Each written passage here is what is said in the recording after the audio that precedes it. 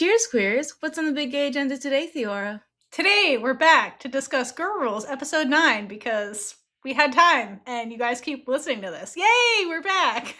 Woohoo! Woohoo! Woohoo! Guess what, guys? Guess what? Guess what? Prim learned something! Yay! Prim learned stuff! Woo! It happened! It took 9 She episodes. did. And she She learned to did! show up. She did. She did. Also, early on, hydrate for Gorya, getting it everywhere. Gorya has kissed 3 baddies so far in this show. So Yeah, who's the real winner here? it's Gorya. That's what I'm saying. She won Girl Rule so far. All right. So yeah, thank you everybody that's been watching this along with us. We're having a blast, having a gay old time, loving all your comments, and we're gonna get into episode 9. So my thoughts for episode 9 and how we should tackle this is I think we should do Oreo feedback style, where it's like happy, sad, happy. So Okay. C plot, A plot, B plot. How does that sound? Okay. To break up the drama. Beautiful. I was gonna ask. What? I was gonna ask you how you wanted to break it down because there is a hell of a lot going on with that A plot.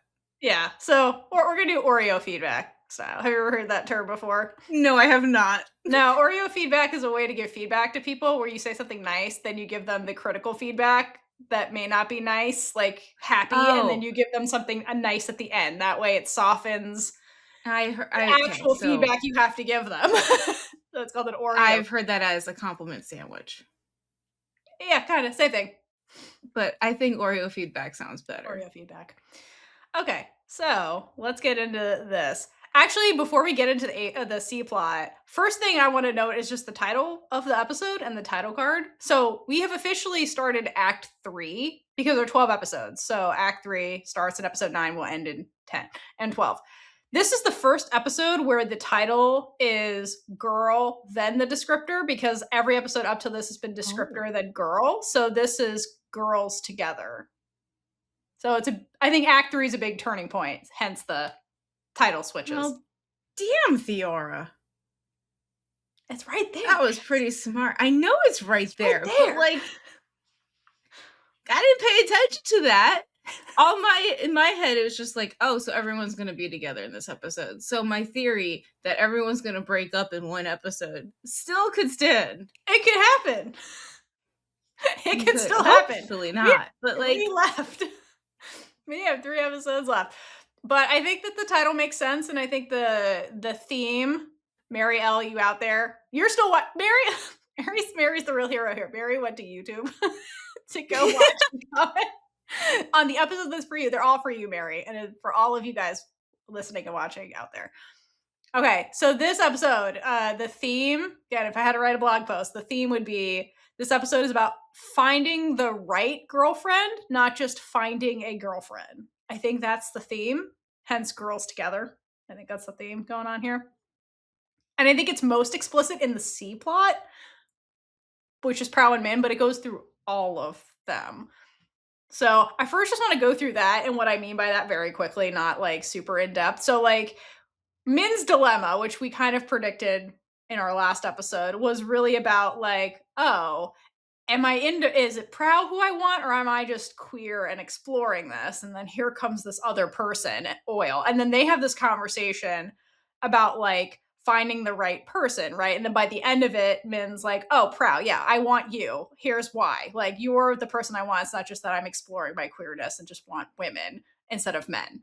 So it's there. And then if you go to the A plot, this one's interesting. I think that this is the theme for Aerie, more so than more so than Prim and Bambi, because Aerie's whole deal is like she got dumped by Z for Bambi, and then if you go back to like when she first enters Girl Rules at the badminton court, remember she was there with her friend, and her friend's like, oh, they're cute, and then she's like, yeah, we'll see how long they're in love for. I think that her thing is like, okay, well, if I can get Prim to leave Bambi. I've proven they're not right for each other and that I'll destroy Bambi's life. But by the end of their plot, like Prim sticks with Bambi, disproving what Ari thought and showing that they found the right girlfriend in each other. I don't agree with that, but that's what the writers are saying. I'm not Prim and Bambi. I still am not on that train, but that's what the writers are saying. And then if you hop on over to the B plot, that was Gorya's choice, right? It's like, do I want Emmy? I'm just calling her Emmy. I mean, do you want Emmy? Who says no to that? The answer is yes. But do you want Crystal, who's like her type, quote, but she doesn't know Crystal, versus Shasha, she's been having this weird, like, fuck buddy, got to know you, I'm confused now kind of thing. And then at the end, she had to choose who's right for her. So I think that was the theme through every plot. So that was interesting. I think that's correct. Great job. Thank you. Okay, so C plot. The thing I like the most about the C plot is I really liked Oil and Min's conversation and the spa. Because for me, it's like, we kind of brought this up a while ago where like Min and Prow are kind of like on the outs with everybody else. Like they're like in the plot with the A plot, B plot, but they're like kind of on the outs with everybody because they're different. Like their situation is different and they're like different enough as people that they're kind of on the outs. So like when it comes to like being queer in their little friend circle, like Min is probably bisexual. Like she hasn't labeled herself, but like judging by the conversation. So like she doesn't quite fit because she's not just like, I'm only interested in women. I've only ever been interested in women. Like, no, so like nobody can really relate to her like fully when it comes to her queerness. And then here comes Oil, who has a similar history where she's like, oh yeah, I've dated men before. And then Min asks her, she's like, you know, have you noticed anything different? Like, what? Because she has nobody to talk to about this. You know what I mean? So I'm glad that they had that conversation where she's like, oh, this is how my experiences dating men and women have been. Like, finally. Do we know if Oil is bi? I don't know in Thailand that they're really into labeling the way we're into labeling. Because it was just the way that she like described things that I was like, is this biphobic language again? Because she's like, I dated men before, but I just kept denying that I was into women. And then that relationship was so bad, I was like, no, let's go to women. So. Like maybe it could be translations, but then also at the end of it, Min's like asked her what's the difference, and then she's like, it depends on who I'm the person. It's not really I know gender. So like I feel like she was in a relationship. I feel like it's paralleling Min, where she's like, Min was with Park and it was a horrible relation. It's not because he was a man, it's just because misogyny. But it's like it's because he was a shitty person. And I feel like that's what Oil was trying to say also. But you could read it as that. I didn't, but like you could. Yeah, I mean, in the conversation, like I kind of got it was like both ends of it. But yeah, I'm glad Min had somebody where she could talk to, because nobody else can talk to her about this. You know? No, definitely not Prim. No, not Prim, not Prow. Prow doesn't have experience in this. Like, and she confides in Prow a lot. Like, they have a good relationship where they talk, but it's like the thing you can't relate to in the way that Prow can't relate to her family situation. So, and like, how are you can't show Prow, his dating a man is like, you can't, like, there's no like exposure to that really. That would get Min the conversation. So, and also again, it's notable that like, again, her dilemma was like, do I want somebody who's on my equal, you know, in terms of like similarities, where Oil is like, again, like I mentioned the last episode, they're the same, probably around the same age. They're at the same level of their career where they're established, making money. Like they could travel the world together now because they, you know, they're successful already. Whereas like Prow is like in college still and like can is living paycheck to paycheck because she's at the beginning of her career. Min is in the like not in the middle, but she's like past the beginning and she's like getting established kind of thing. She's more established. So then I like that she had somebody on her level in many ways that she could talk to. Because like Min needs a friend. She really does. She needs a friend that can like relate to her. Because like I feel like Prim doesn't always relate to her. You know? Okay, so slight change, but like stay on the same thing. You remember in the last preview where they were like, you can only have one It wasn't in friend? there. Yeah, I know. I was like, where was it? I feel like they cut stuff out. So I think that probably what happened is like these are things they shot, or it's going to show up later. Where like, and it was just this was an error when they were doing the preview. But I think that they probably cut again. They're the C plot. They probably cut shit that they filmed, and I assume Prow was a lot more jealous of this whole oil. Min probably told her, "Oh, I'm going to go to the spa thing. Yeah. It's for business." And then Prowl's like, "Oh my god, what are you taking life lessons from Prim? This woman is into you. Like, what are you doing?" And then was like getting jealous irrationally. And then Min's like, "I can't have friends that are queer, like what that aren't Prim, like what the hell?" And then like I think that that's it was supposed to be in the episode, but they probably cut it because it's a C plot. But Yeah. it And that would makes fit. sense.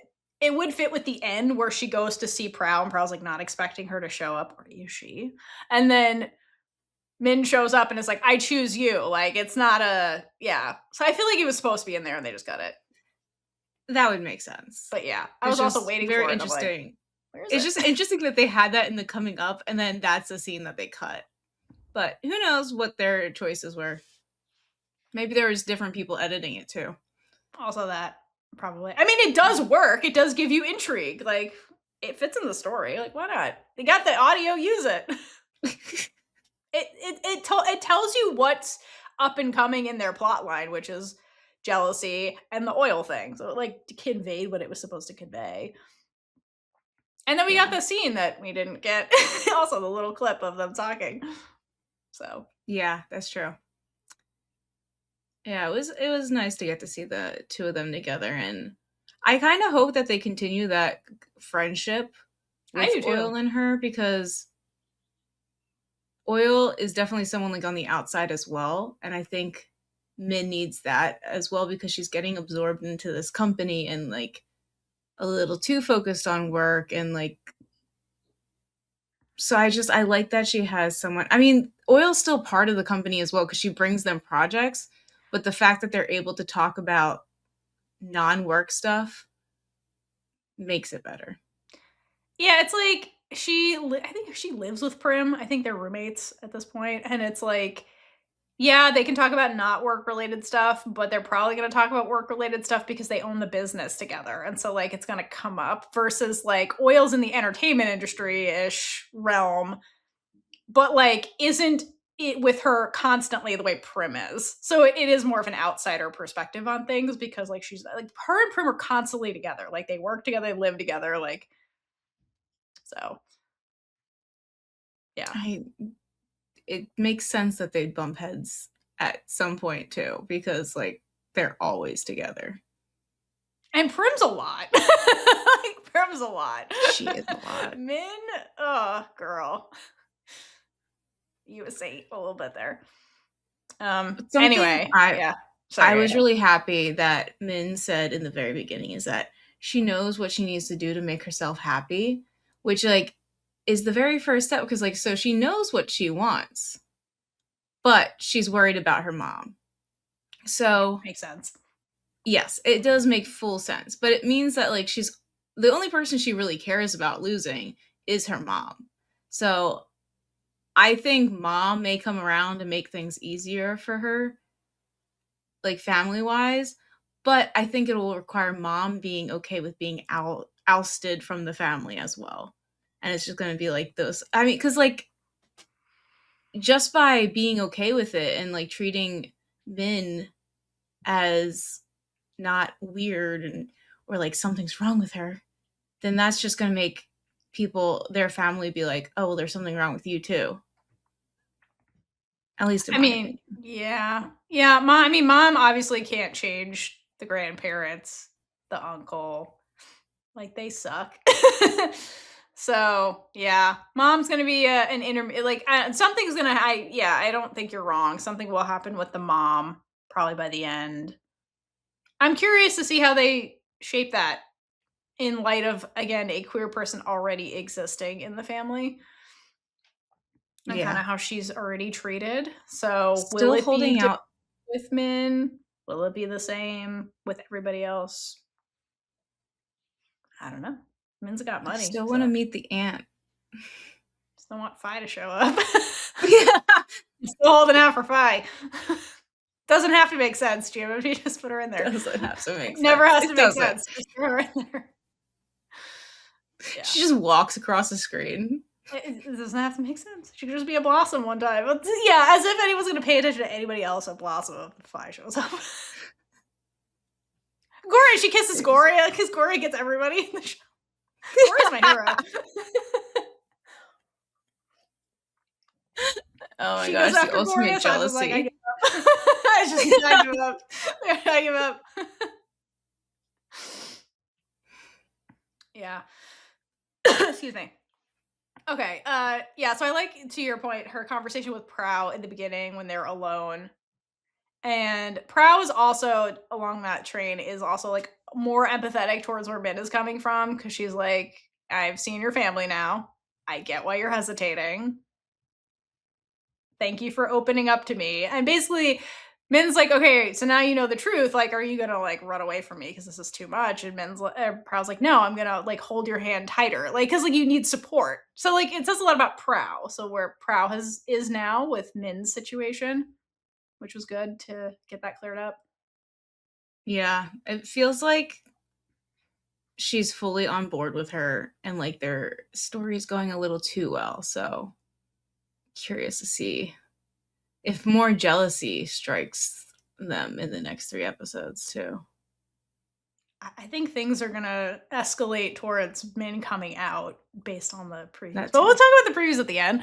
Yeah. But yeah, no, I think C plot, B plot are gonna stay relatively happy because the A plot is exploding. The A plot is Act 3. This all the fuck shit is gonna go down with the A plot mostly. Because trauma. Trauma with a capital T. Maybe you can capital all the letters. All the letters are capital. Okay, and then, all right, so then in that conversation, Min gives Prow the candle, which, did you start singing the song when you heard the name of the candle? Because I did. No, I literally sang it out loud in the reaction video. And was it the Glee version? Because that's the version that was in my head. No, it was not. It was not the... Oh, mine's the Glee version. Weirdly, it was not the Glee version. Damn, Caitlin. Any other song, it would have been the Glee version. But I knew that song before Glee. So if I knew a song before Glee, then that's the song that pops into my head. But oh no, for me, it's always the Glee version. Okay, anyway, so she gives her Girls on Fire the candle, and then they have this whole thing about how, this is like a sexy time candle. Okay, and then we jump to later at the end where Min goes to confront Prow and is like, I choose you. If you watch that scene when like Min first enters, like Prow's at her computer editing photos or looking at photos or whatever she's doing. Granted, they're at school. This is her school. She has the candle on her desk. And I'm like, were you trying to manifest horny Min into this? Because that's what you ended up getting? Because you already had the candle, the sexy time candle, at work. Or at school. I'm just, she might have been manifesting it. Because, I mean, they end up having sex at school. So. Get yourself one of those candles, is what I'm saying. As they work. So I bring them everywhere, including sell those candles immediately. Okay, the way they were lingering on that, I'm like, is this going to be something they're going to sell for the show? They should. Would be. What do you think it's like? Did they say what it smells like? They didn't give exact sense, but they're just like, oh, this is like a sexy kind of smell. That's all they said. Okay. That can be whatever you want. Okay, I guess leave it in the comments. What does your ideal sexy time candle smell like? Leave that in the comments. It'll say a lot about you or what you think about the characters. Only your comment can tell us. Okay, and then other thing I love about that conversation is when Min is like explaining why she likes Prow. So this is the other thing I like, because part of, again, the dilemma was, should I date somebody who's my equal kind of thing, versus me and Prow are so different. We have an age gap, we're at different, levels of our career, we have very different backgrounds, like family situations, like they have less in common than they do in common if you were to look at them on paper, kind of thing. Like, right?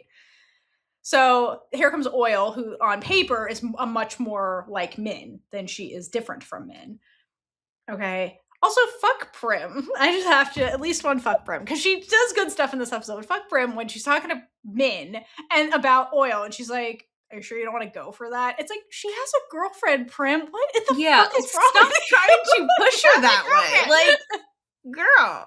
Also, like, Prim 3 episodes ago was like, "Wow, Min, how could you do that to Prowl?" And then here she is being like, "You sure you don't want to hit that?" And it's like, Prim, have some goddamn consistency.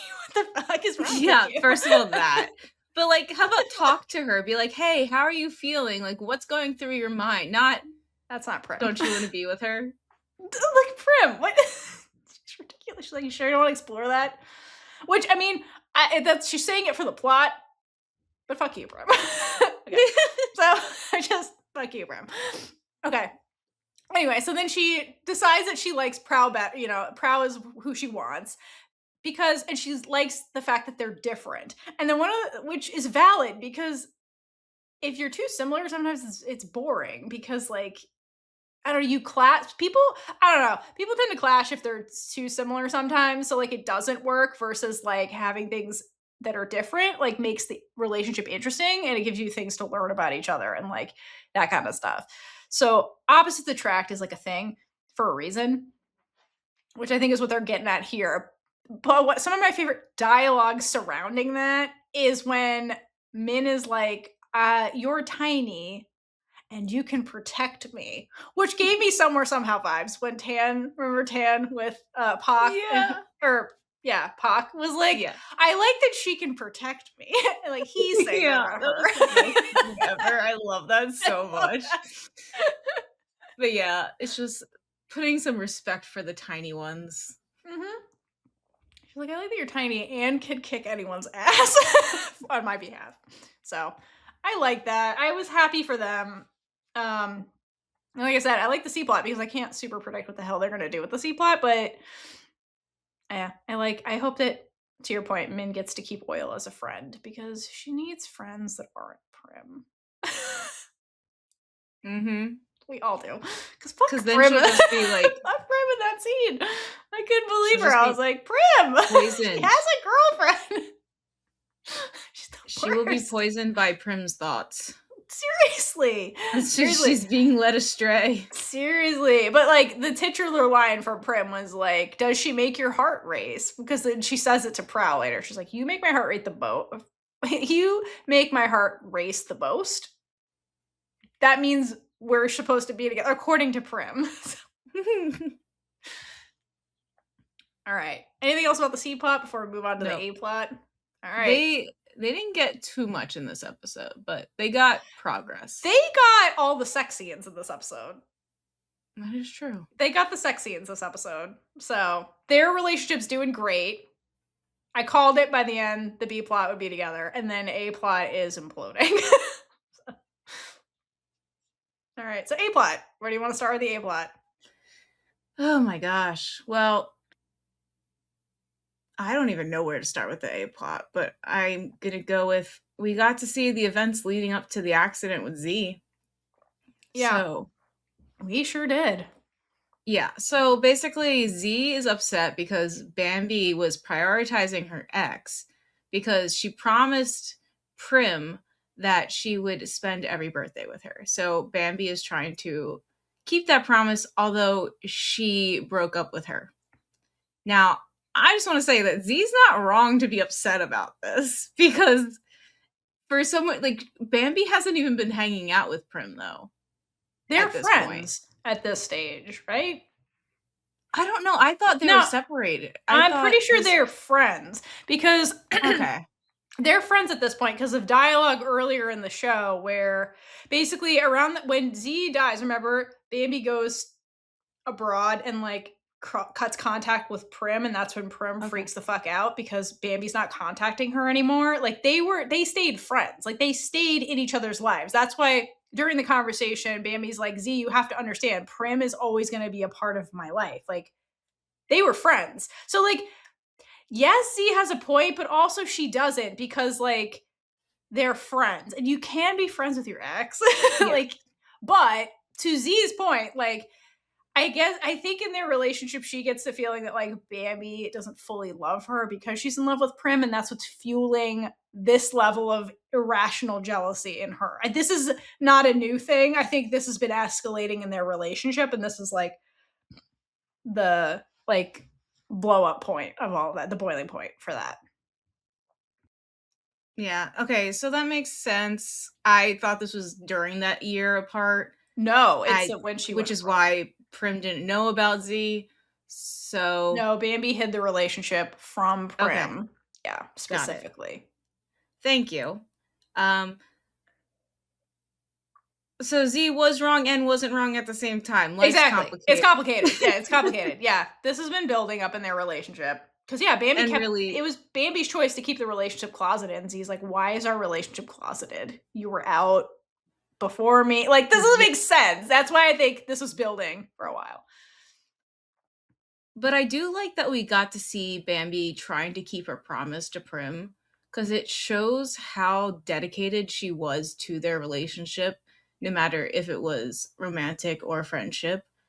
And it also further proves how much Prim wasn't prioritizing her relationship, because in the beginning, you feel so bad for Prim when she is saying happy effing birthday. Does that make her look like an asshole now?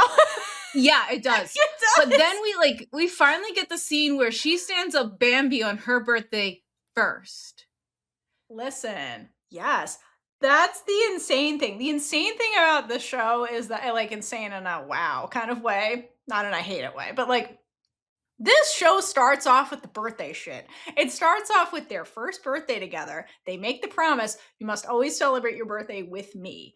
Then Prim being butthurt that Bambi's not there one time and is salty about it forever. Then we get the, like your point, we get the memory from Bambi's birthday being like, okay, well, Prim clearly doesn't reciprocate that to Bambi.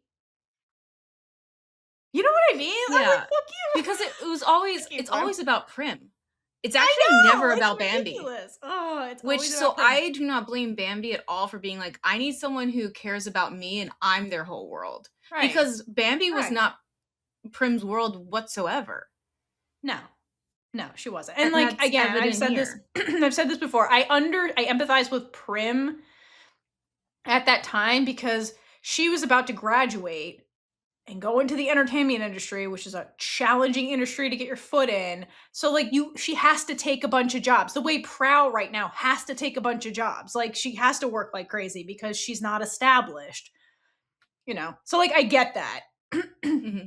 I get her taking a bunch of jobs. And like she had stuff ready for Bambi's birthday. It's just like I get the sense from Bambi that this is not the first time Prim has done this. And like even when Prim is established, she still makes it about herself. So like I can't excuse, like I empathize with the where she was at that, but like she still does it later. And I'm like, this is just your personality. So now I can't empathize with you anymore. But she starts changing finally in this episode and prioritizes Bambi fucking finally. Yes. And finally. I think that's what's going to make them closer too, because Bambi's finally as it Bambi's should. Finally seeing her actually love her and do stuff for her rather than Bambi always being the one to reach out and and it's not about money in the relationship where like Bambi can buy shit and like pay for things, like she gets a food truck because Bambi's got millions. It's not that kind of stuff. It's just like Prim showing up for Bambi, supporting Bambi, like finally taking care of the Aries situation, and then later when that escalates, she's like, I'll hire a lawyer for you, Bambi. Like she offers to do, you know what I mean, like doing things like that, like let me support you kind of stuff. Like Bambi who probably already has a lawyer, but like still the fact that Prim said that is like a big deviance from it always being about Prim and her dismissing shit. Like she was like in that moment with Bambi and being like, I will support you. Here's how, like in a tangible way, which is what I've been waiting for Prim forever. So like I'm glad we finally got there. It took, of course, with somebody like Prim, it has to take like the absolute worst case scenario for her. It's like, what if she's one of those people where like if it's theoretical, it won't matter to her, but it like has to act like she has to be experiencing the worst thing ever to change. She's one of those people. Yeah. That is very true. Like people in America who now regret their vote for president. And it's like, we said this was all going to happen. And then it was just theoretical. And now it's happening. And suddenly you're upset. And it's like that. Oh, Prim. Anyway. So continue the background of the Z and Bambi stuff. Well, I get more into them in a little bit, but so wherever you want to go. The next thing I had was just like going in order of their arc this episode is just the scene with the 5 things they want to do before they die. And Bambi is the one to bring this up. And like I wonder if Z's death made her think more about how like life is fragile and like never guaranteed, and that's coming up now because of like what happened with Ari. Maybe. I don't like that they keep talking about death. They keep talking about death, these two. I don't like that. It's making me nervous for Bambi's self-harm in the hospital shit. I know I don't like they keep doing this. This at the end, but like there's been multiple times even in the previews with I'm worried about that. Yep, exactly. I'm like, they start it here. I'm like, they are starting to talk about death in relation to Bambi, and I don't like that. But yeah. It very much could be, to your point, that the Z thing is bringing up death. Therefore. Yeah. I'm worried that Bambi doesn't have anything on her list, or at least won't say it. And all she says is she wants Prim. Which makes me worried that she is putting all she is into this relationship with Prim. Yes. Which is why her life was in ruins when she broke up with her before. Like, she is associating her happiness with Prim's happiness. Correct. And if their relationship is rocky, then so is Bambi's feelings on life. Correct. Yeah, I've been saying that. Yeah. And I still think that Bambi needs to work on herself without being in a relationship with Prim, because that is overshadowing all the progress she can make. Yeah, I agree. That's why I want them to be friends at the end. Not that I don't think they could make it work someday. I just think Bambi needs time to be Bambi and like figure out who the fuck is Bambi and what does Bambi want, because everything's been about Prim since she met Prim. And I agree with you. I thought that's really unhealthy where you're just like, all I want is you. But to be fair, in that conversation, Bambi's like, what could I possibly want? I'm like, I have money. Because like a lot of Prim's bucket list is like money related, right? It's like own my own, start my own company, buy my family a house. Like a lot of it is money related. She's like, I have money. So I don't like, she's the kind of girl that can literally buy anything in the world. So she's like, I don't need stuff. I don't even need to work. So like, I just want love. That's what she's saying. I just want to be loved. So I just want you, Prim.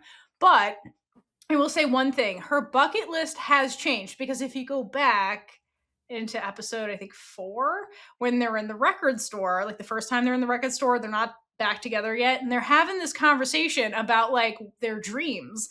And Bambi says, I want to be on the list of like top, like, I don't forget, most successful under 30 in all of Asia. That's what she says. And then here she's like, I just want you, Prim. So that was the red flag to me. I'm like, you had a goal a couple of episodes ago. Now the goal is gone, because Fiona's not that successful yet. It could be, because that's what Min says. Min's like, this could be successful if she does it right, kind of thing. So we're not there yet. She's not on that list. So her goals just it narrowed to Prim. So that made me worried about her headspace, like that it's gotten worse by that answer. Oh, yeah. Yeah. Previews don't help with that either. Anyway. No, we're not talking about the previews. But yeah, no, I think that Bambi, that's an unhealthy thing in a relationship where like her focus is just Prim. That's not healthy. That's not healthy. It's not healthy. It's romantic in a romantic story, because oftentimes in romantic stories, the personality trait of the partner is loving the other person. But the story is not a romance. It's not a romance. That's a red flag in real life if somebody's saying that shit. So yeah, I also noted that. I was like, ugh. Bambi's mentally not doing great is what I got from this. Yeah. Oh, Bambi, we need to get you help. Anyway, at the end of this scene, Aerie calls. And something that I'm really happy about is that Prim shows Bambi the phone right away. Yes. Instead of like trying to conceal it, be like, oh, I It's need to just take this work. in the other Yeah, room. it's fine. Yeah. It's just work. Yeah. I know. But Thank she's you, like, she's Prim. actually being open with the fact that, oh, this is happening. This makes Bambi uncomfortable, but it's also making me uncomfortable. And she's verbalizing that now. But I love my most favorite part about this is like Bambi says, she's probably just trying to making this up to get to you.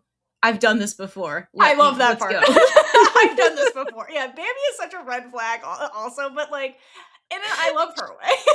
She owns it. She knows Yes. when she's a red flag, though. Yes. And that's She's the best honest about part. her red flag behavior. I love Bambi for that.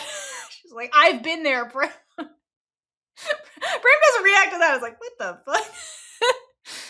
That was hilarious. Yeah, I love Bambi. Yeah. Oh my gosh. All right. That was funny. Do you want to go into?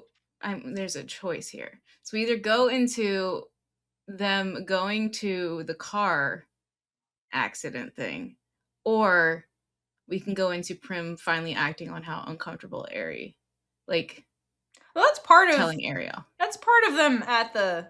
Well, you go to the car. Just do the because that Okay. sets up the So Prim actually doing something scene that I was waiting for. yeah. All right. So sorry, my notes are a little all over the place. So Aerie triggers Bambi and me a lot in this episode. And the first time is at the car accident. And anyway, Air quotes, the car accident. yeah, Air quotes. the fake Aries car quote accident, car accident. where Also, like, there is a tow truck there. Did she just know somebody with a tow truck and like completely staged this whole thing? I feel like she yeah. would. Yeah, Irie's very weird in this scene because she's like, "Oh yeah, the steering wheel hit my chest," and then pulls Prim's Puts Prim's hand on her heart Prim's slash hand, chest. yeah. Yes. This was That's all a ploy weird. this is all a ploy to flirt with Prim. And I'm pretty sure Aerie was super confident that Bambi was going to come to this. I think that's Oh part yeah. why this is all staged because I think she knew Bambi was going to. Hence, the car. She wouldn't stage a car accident if she wasn't confident Bambi was going to show up. Yeah.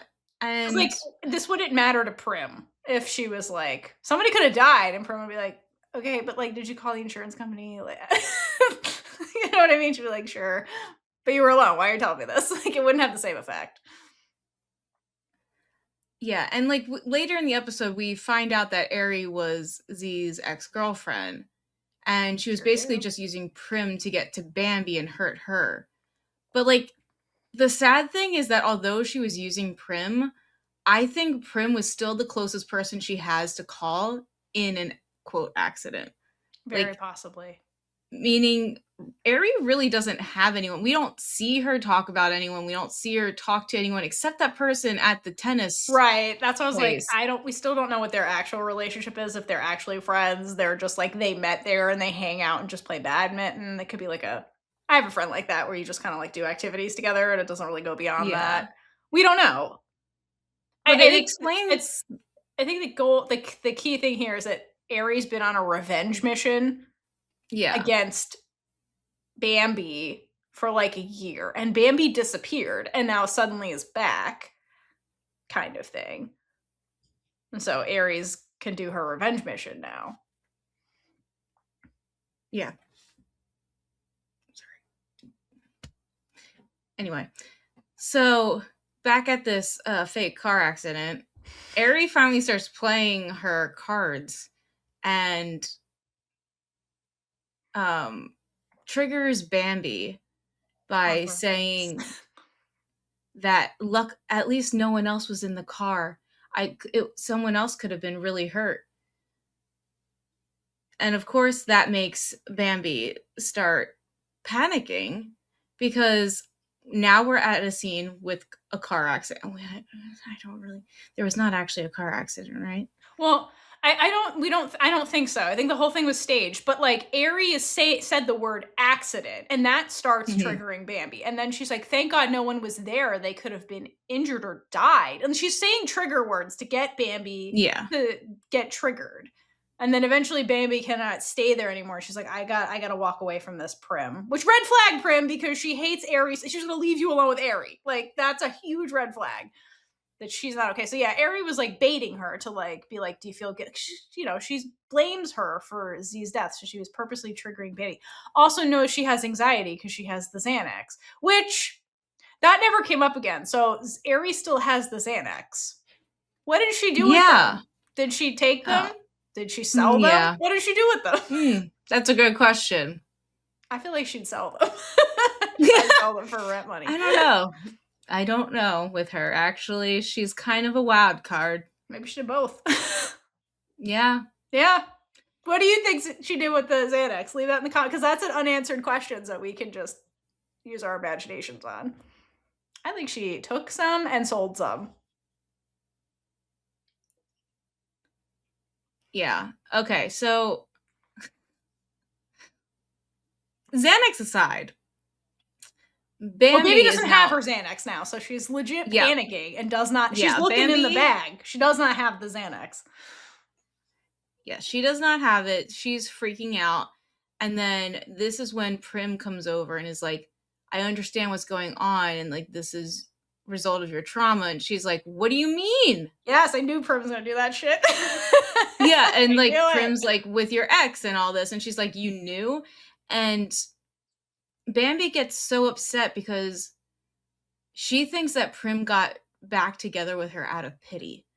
Which, like, with the timeline, definitely could seem like that. Because, like, she finds out what happened and then immediately gets back together with her. Prim did get back together with her out of pity, because she has a conversation with Min and literally says that. She says, "I feel bad for Bambi." She literally says that. That's the thing. Like, Prim did get back together with Bambi at that time because she felt bad for Bambi. So Bambi's not wrong.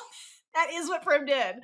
And Prim's acting like that's not what happened. Prim does care. Again, it's complicated. Prim does care about Bambi. She always cared about Bambi. She was mad at Bambi, but then the fact that Bambi was deeply traumatized and she felt bad about it, that's what pushed her to be like, "Let's just forget about the past and be together now." But like, that was Prim's motivation. Like, Bambi's not wrong. Prim said it out loud. But then Prim lies all the time. But she did say those words to Min.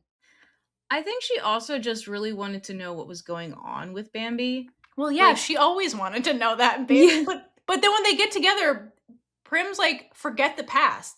That's when she's like, "I don't need to hear any more about this. Like, forget it. I just want you to be happy now." Prim was the one who's like, "Let's stop talking about the past." Prim kept saying that over and over and over again. But initially, yeah, because she wanted to know why Bambi left her and ghosted her for a year. That's what she was mad about that. Yeah. Anyway, Bambi is very triggered right now, having a panic attack. Yep. And like, I talked about this in Pluto before, about how when you have a panic attack, you aren't thinking rationally. And we see that here with Bambi as well, because she just keeps repeating all of her fears instead of letting herself consider that that Prim actually loves her and does not feel sympathy for her. Although we know that Prim does feel bad for her. Both of these can be true, but in Bambi's irrational thoughts, like, they can't. Like, just if she feels pity for me, then that means she doesn't love me. And she needs to feel that love from her, because that's kind of what was missing in the relationship. Like, she wasn't feeling loved by Prim because she was never prioritizing her whatsoever. Mm-hmm. And Film did a great, not a great, an amazing job. She's too good at her job. She's too good an amazing job with the portrayal of these panic attacks. And they were so realistic that they triggered me. Sorry to everyone who watches the reaction video. Damn, anyway. Yeah, like, she did so good with this, because when you're triggered, you can't think. Like, all of your thoughts are swirling around like a tornado in your mind, and you could see that happening with her, the way that she was just like continuing to be like repeating words. Yeah, like repeating it over and over. And like Prim tries to hug Bambi to ground her and just be there for her in there. But like during this first panic attack that we see, but it was just like too much stimuli for Bambi and like it wasn't the right moment for her and she couldn't handle it. So she just got angry, like because she is angry with the fact that Prim might feel bad for her and not actually love her. Like that makes her angry because like all she wants is to be loved. And so it caused her to lash out, just screaming no and pushing Prim away. And I think, especially in this episode with the multiple panic attacks we get from Bambi, which, oh my God, film, are you okay?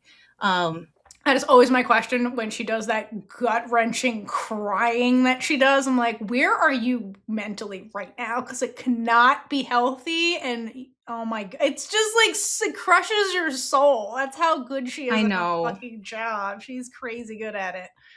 Like the other actors have to also get affected by this because like they're also emotionally raw because they're playing their character. And then to have her do that, like, oh God. Ugh. As always, somebody's always hugging her. It's like, oh my God, I can't with this.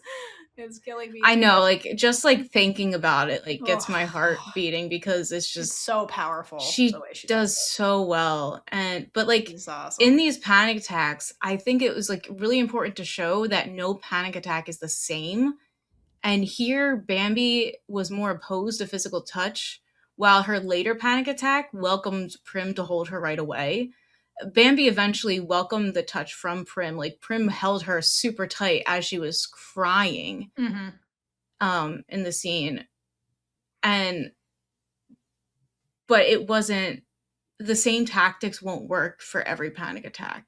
So just like for people watching, if you have someone that's going through a panic attack, just know you might have to try different tactics to get them out of it. Not just, they might not be receptive to each tactic.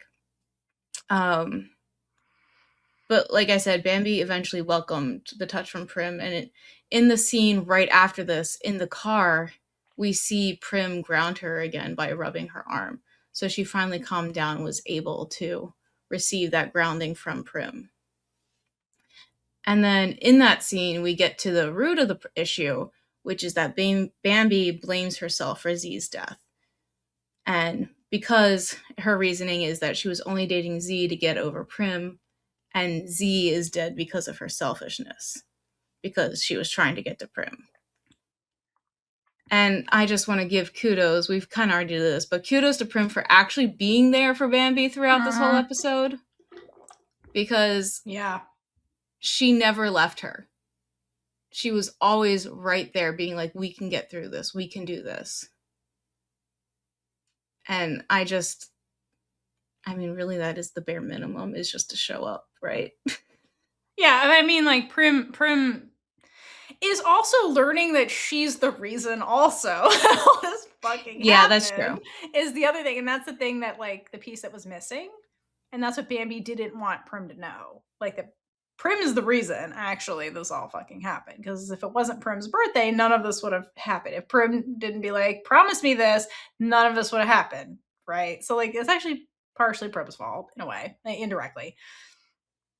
And so she has to process that she's got a body adjacently to this situation. And now like Bambi is like, she's like, it's Prim is like not good with theoretical shit. It only will click when it's happening. So like, yeah, she knew Bambi was traumatized, but I don't think she knew how fucking traumatized Bambi actually is until she got the gut-wrenching cry. Bambi almost walked into traffic and almost died. And then Prim had to extract her, and then that's when Bambi broke, right? And like broke. And like here's Prim like Bambi's falling apart in her arms, right? And like doing that crying that is soul crushing, and like nothing will explain she's traumatized more than Prim experiencing that. I think that's the wake up that like Bambi is not okay. Like that's the extent of her not being okay. Like in her brain, she's like, yeah, Bambi's, but like she's happy with me. So like how like unokay is she really? And like here it is, and it's like, okay, yeah.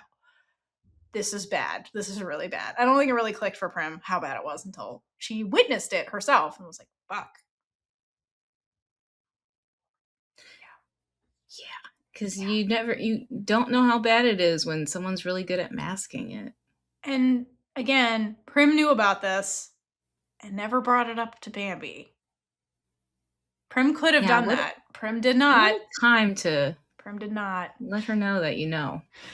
Yeah, I knew Prim was going to do something stupid like that. That was not the move, Prim. Yeah, because they don't fucking talk about shit. So I called it that Aria was going to be the chaos demon that forced them to talk about their problems because they were never going to naturally talk about it.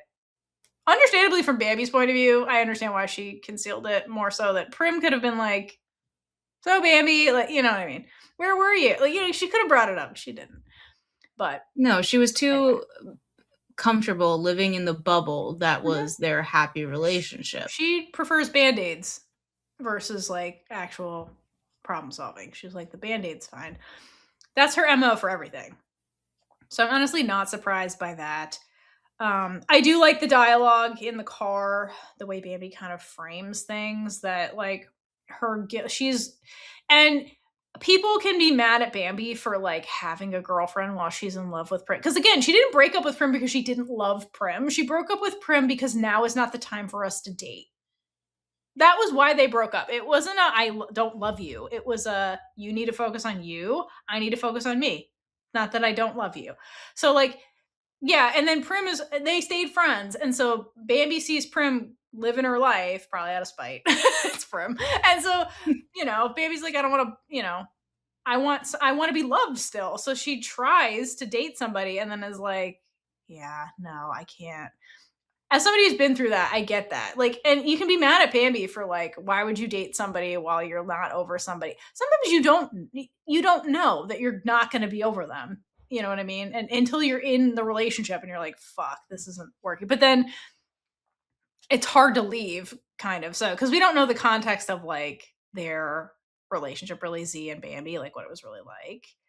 We did find out that Z left her girlfriend for Bambi. That was not a good move. So yeah, it was not a good move on her part, on Z's part, and also Bambi's part. We're going after somebody who had a girlfriend. But who knows? Maybe Bambi didn't know. Yeah, I wonder how they got together. Maybe like, what was those events? I don't know. We don't know enough about Z to know like how they met. Like, what was their social circles? Like, how did that even happen?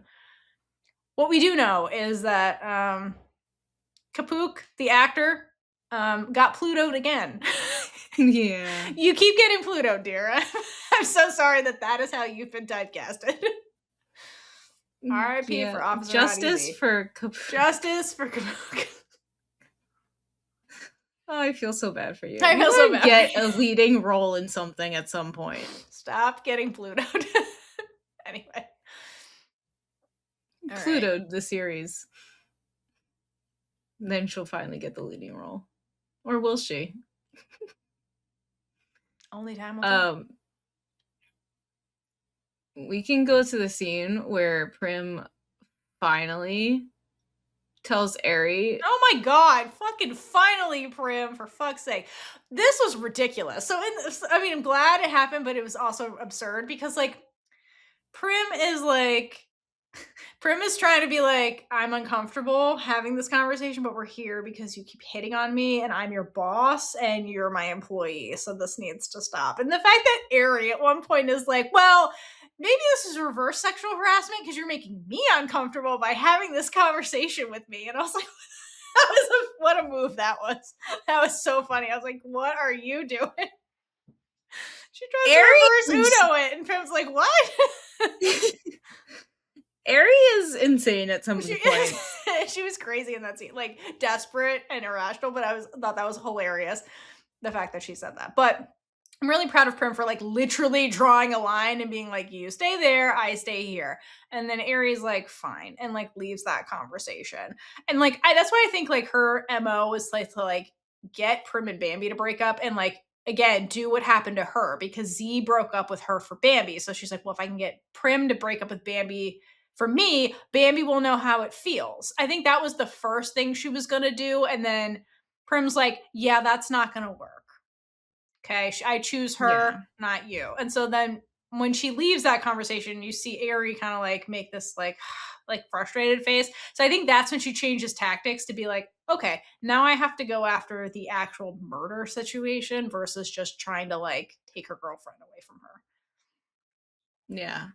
I really like that Prim tells Aerie that it doesn't just make Bambi uncomfortable, it makes her uncomfortable as well. Because she could have easily framed it like, oh, this is making my girlfriend uncomfortable. You cannot keep doing this. And like, she could have as a cop out. Yeah. Like put it all on Bambi rather than taking ownership. Yeah, ownership of, no, this is your feelings as well, because this is weird for your employee to do when you have a girlfriend. Yes. And you're just letting it go. Yes. When you have the power. So finally, Prim steps into her power for good. And then from there, we go to Bambi's opening. And yes. I love when Shasha comes in and sees Bambi, and like the two of them just light up. Like their relationship is the cutest. And I'm so glad that they have each other as friends. I know we said this in the last episode as well, but just that scene in particular was so cute. It was very cute. And especially go ahead, sorry. No, just especially with Bambi like just coming off of like the panic attack scene and just like going through it with Aerie a little bit. Just seeing her so carefree and happy. Yes. Was just so nice to see. Yes. And I was right that Bambi is that friend, because when they come in, the conversation is like, "Where's Gorya? Because why didn't you invite her? I gave you a +1, and you showed up alone." And then Sasha says something real vague, and then Bambi's like, "No, everyone's gonna get the happy ending. I have Prim, you have Gorya. Everyone's happy." And then Sasha's like, "Well, a villain just appeared." And then Bambi gets alarmed, and she's like, "What do you mean? Who do we gotta fight?" And then she's like, no drama. But Bambi's like ready to charge the castle and be like, "Who the fuck we killing?" Like, point me in the direction of that. Again, she's that friend. So, I sadly did not get my Bambi Crystal team up where they were trying to get Gorya and Sasha together, but Bambi would absolutely 100% be game for that just based on that conversation. Like, she'd be like, I will do anything to get you your happy. Like, she's that friend, does extreme shit to make you happy. Like, I was right. So I liked that was there. I thought that was cute.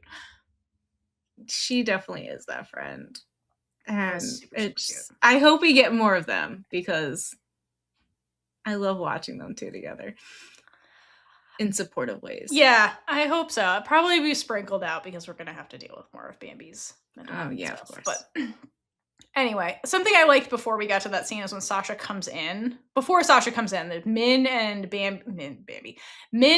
Prim are talking. And basically that's when Min's like looking around. The businesswoman is like, you know what? I think this could be super successful if she advertises this correctly, bigger than her mom's brand. And like Prim's like, I'm happy to hear you say that because like I really want Bambi to put all of her energy into work so that she doesn't think about the past.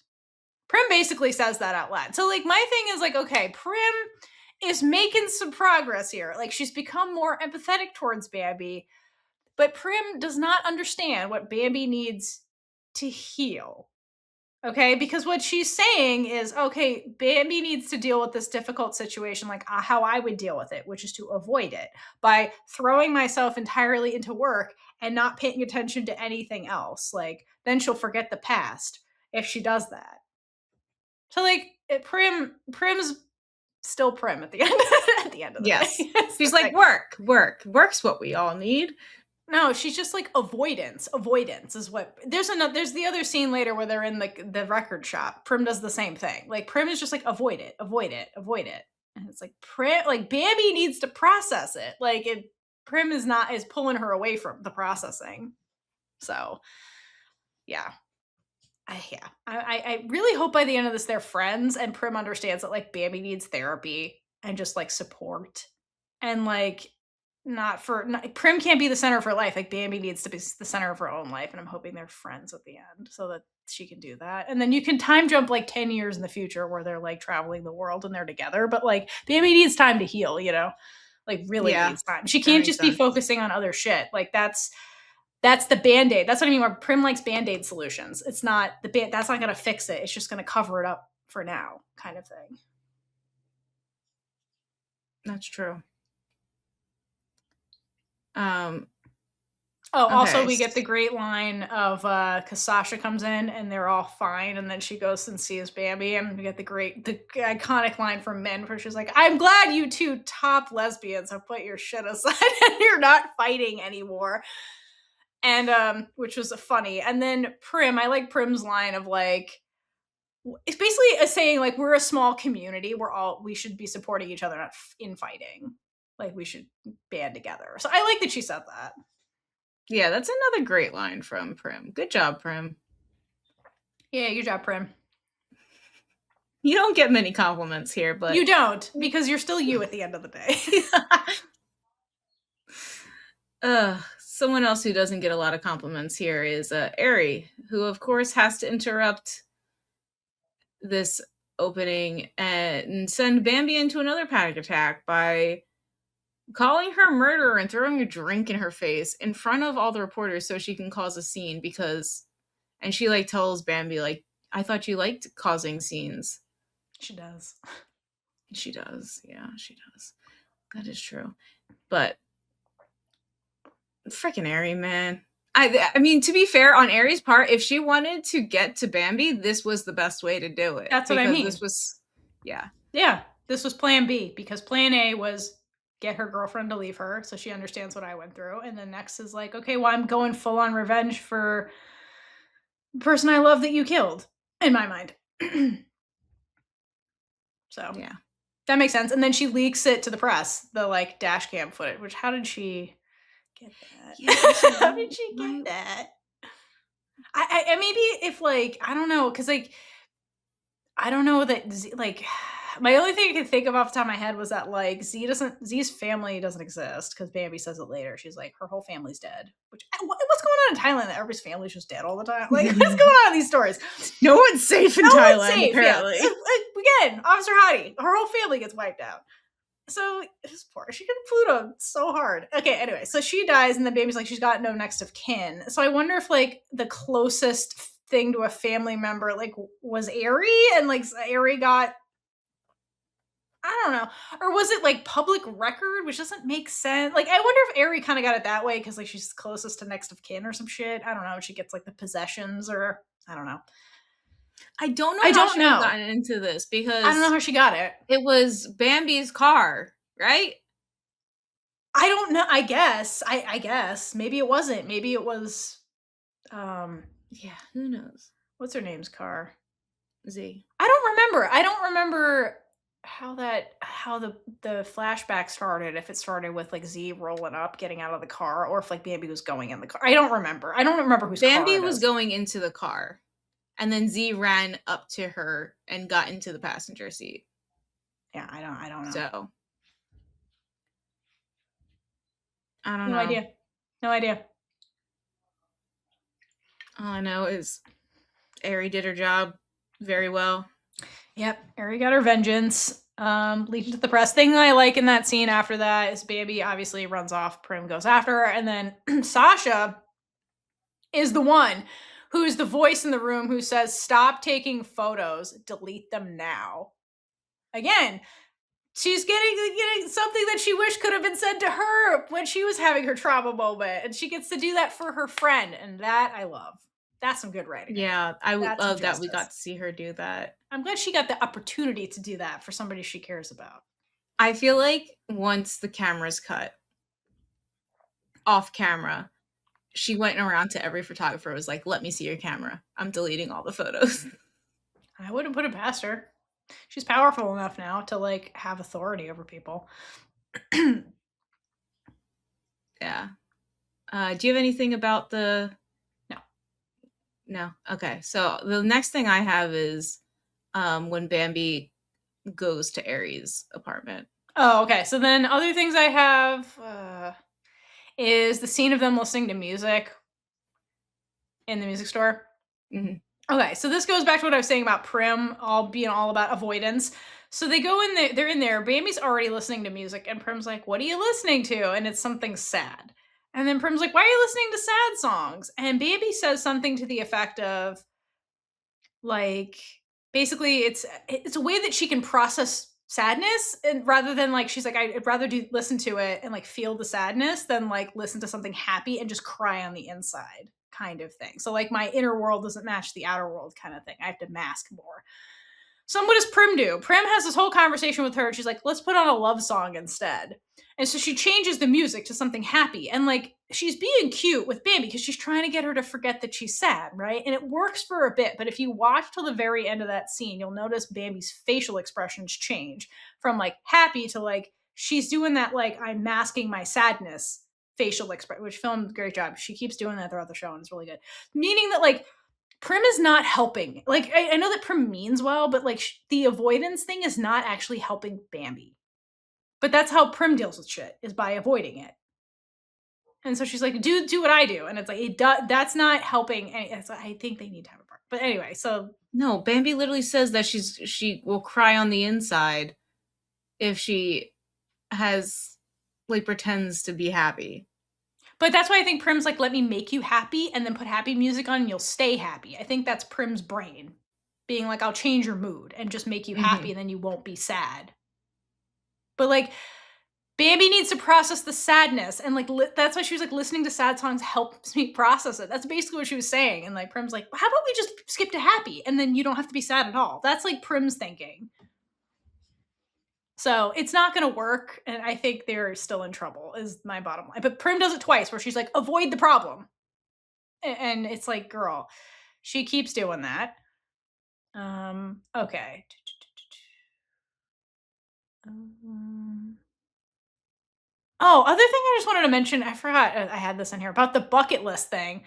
What I thought was really interesting is that like Prim has achieved most of her bucket list. Mhm. Like basically she's like the only things that are missing are like an award, traveling the world with Bambi, and then like the movie, but she's like that's in the works. So she's almost done with the bucket list. So in a way to Bambi, that kind of validates Bambi being like, I'm glad we broke up so that you could achieve your dreams because look at you, you've almost achieved all of them in a short amount of time. Like Prim just started her career. Like I feel like that was validating for Bambi to like hear that I'm glad our time apart served you well because that's what Bambi wanted. She's like, I just want you to get everything you want, and like Prim's doing it. So I feel like that was validating That's for very Bambi. true. Aw. Yeah. But also, like, girl, what are you gonna look work for to now? You gotta find another top 5 things you need to do before you die. No, you just live your life then. She's like, yeah, we just travel the world and fuck it, I'll retire. Yeah. All right. You can go to the next scene. Okay. So, towards the end of the episode, um, Bambi and Prim go to visit Airy. And I'm very impressed with how much Bambi respected Airy because Prim is like, we'll sue her, all this, and like, she ruined your life. But Bambi stops Prim and is like, she doesn't want to ruin Airy's life despite what she did. And Bambi is actually willing to hear Airy out about why she did what she did. So maybe Bambi did go to therapy a bit because she's willing to know that she's willing to see that Airy had reasons for why she did what she did. It wasn't just maliciousness. Like there's a reason why to what led Airy to do what she did. Mm-hmm. Yeah, that's true. I also think that this is Bambi's guilt because Bambi feels like she is responsible for this. And so she's like, if this person is upset over Z's death, like I am responsible for that. So like if they want to be mad at me, then they have every right to be mad at me. I'm mad at me. Like I think this is also her self-deprecation kind of thing too.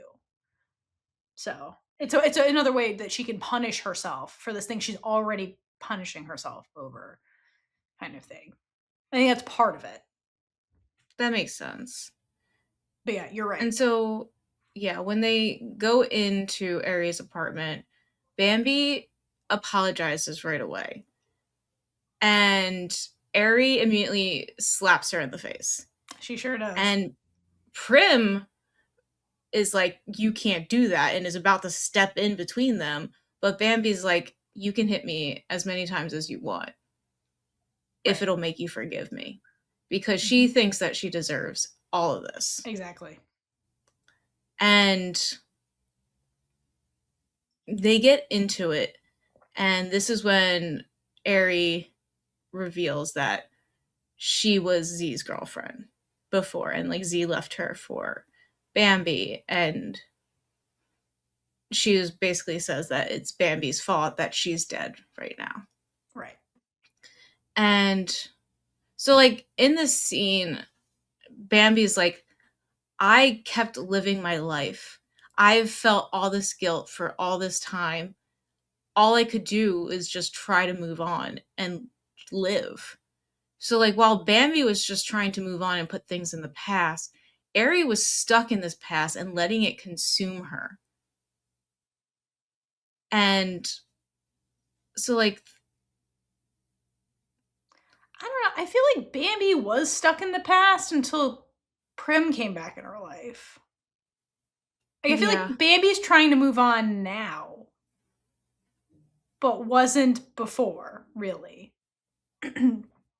Because again, she was just like partying and like taking Xanax and drinking. Like, she wasn't really moving on. She was very much like feeling guilty as fuck. I think now she's trying to move on because now she has Prim. She has the thing that makes her yeah. happiest of all. Like, and that's her moving on is Prim.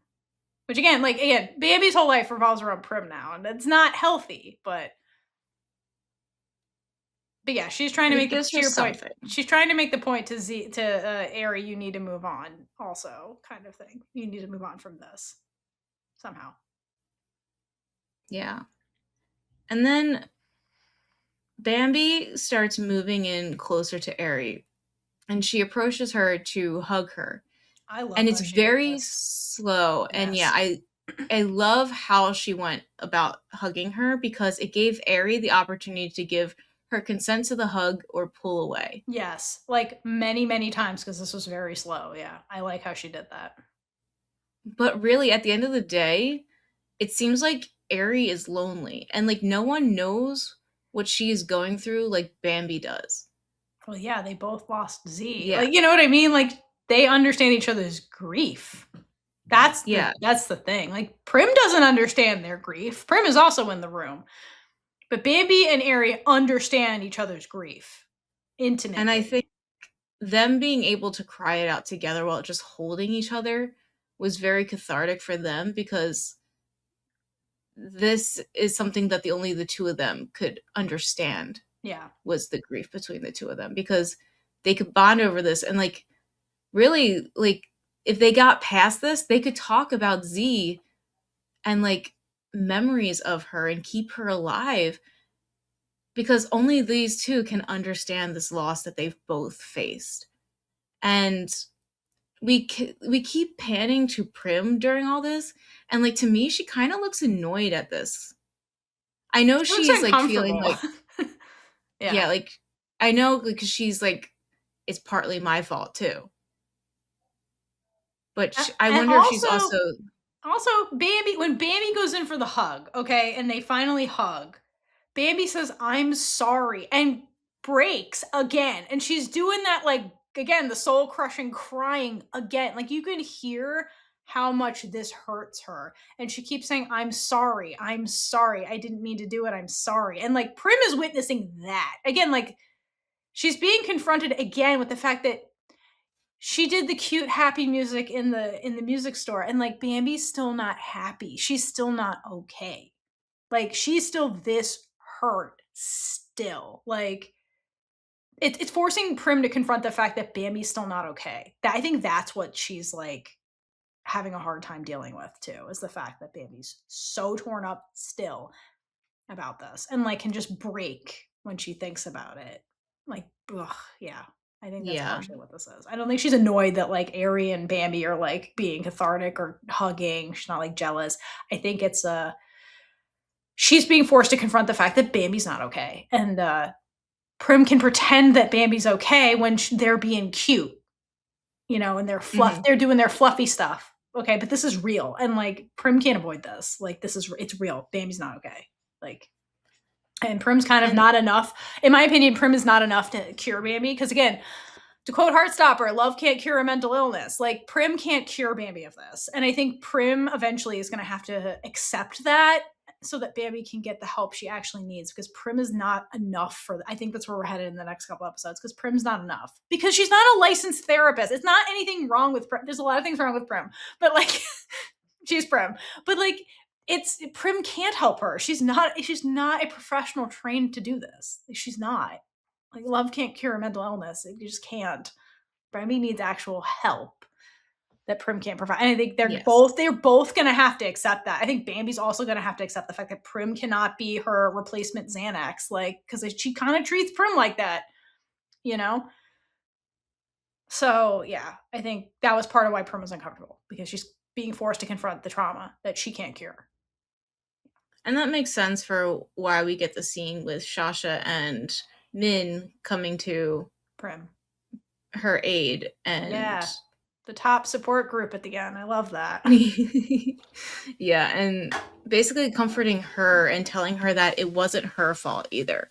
Because here Prim's like, well, she was leaving to come see me. Right. So I am partly the reason. Yes, she is, actually, but yeah. Yeah. Yeah. But Min and Shasha, Min particularly, is like, she broke up with you. Anything that happens after that has nothing to do with you. Although it really did have something to do with her, because you can't absolve Prim. Prim is the reason they broke up. You actually cannot absolve Prim of this. But at the end of the day, it's Z's fault. Yeah, no, at the end of the day, shit happened. Like Prim didn't push the car into the traffic. Like Z and Bambi were fighting in the car, and like shit went sideways. Like, yeah, like it's just like, but the trauma is real, regardless of like whose fault this was, who was involved, because they were all involved in some way. But it's like the damage is done. Somebody is dead. Now what? Like, we have to process this, move on, and like we have to deal with it, Prim. We have to deal with it. And I think Prim is coming to the terms of the fact they have to deal with this, and it's hard. It's hard. It's making Prim uncomfortable. That's why she's like, I don't want to cry. You're going to make me cry again. Like, she's uncomfortable in this position and doesn't want to be in this position, because I don't think Prim likes it. Well, understandable. Who the hell likes being sad? Like, I get it. You know, who likes seeing their loved one gut wrench cry more than one? You know what I mean? Yeah. Like, who wants to be in that position? That is uncomfortable, you know? So, but I think what they're showing is that like Prim has support. Bambi has support in the forms of friends. But Bambi needs licensed therapy and like a psychiatrist and like professional help that love can't cure. And I think that's where this is ultimately headed. Yeah. And I'm glad we're actually headed there. Yeah, well, I hope so. Fingers crossed. Yes. Okay. True. Question. So now that we have the context of Aerie and Z and what their relationship was, how that went down. Okay. Do you think that Aerie's breakup phone call in the bathroom where Prim was overhearing it, do you think that was her reliving when Z broke up with her for Bambi? Oh, that's a good point. Because at one point in the episode, Prim's like, do you even have a girlfriend? Like, to Bambi's point, she's like, she's full of shit. So I am of the train that Aerie never had a girlfriend. That was all made up. And she was just speaking about Z as the girlfriend. Oh, and yeah. So I think the fight on the phone was what happened with Z. Because if you listen to that conversation that it was like, I don't understand what I did wrong. And like, why are we fighting? Like, it didn't seem like it was Aerie's fault. Whatever the hell that fight was about was on the other person, which would make sense because Z was breaking up with her for somebody else. So like, if you go back to that dialogue, I think I think she's reliving. That I think makes sense. She's tormenting herself with the breakup too, and I think she's stuck in it. And so that was what she was saying on the phone, was that, and that's why she was crying, like because she's upset still about it. I think she's too consumed in her grief about what happened to even have another girlfriend, to even like try to get over her with someone else, like Bambi did. That she literally had no focus on anyone else. Like she was fully focused on Z this entire time. Yeah. So knowing that really put that phone call, and it gave me a new perspective on that phone call. And I was like, damn, that's probably the fight that there was their actual breakup. So. Yeah. All right. That's all I got for the A-plot.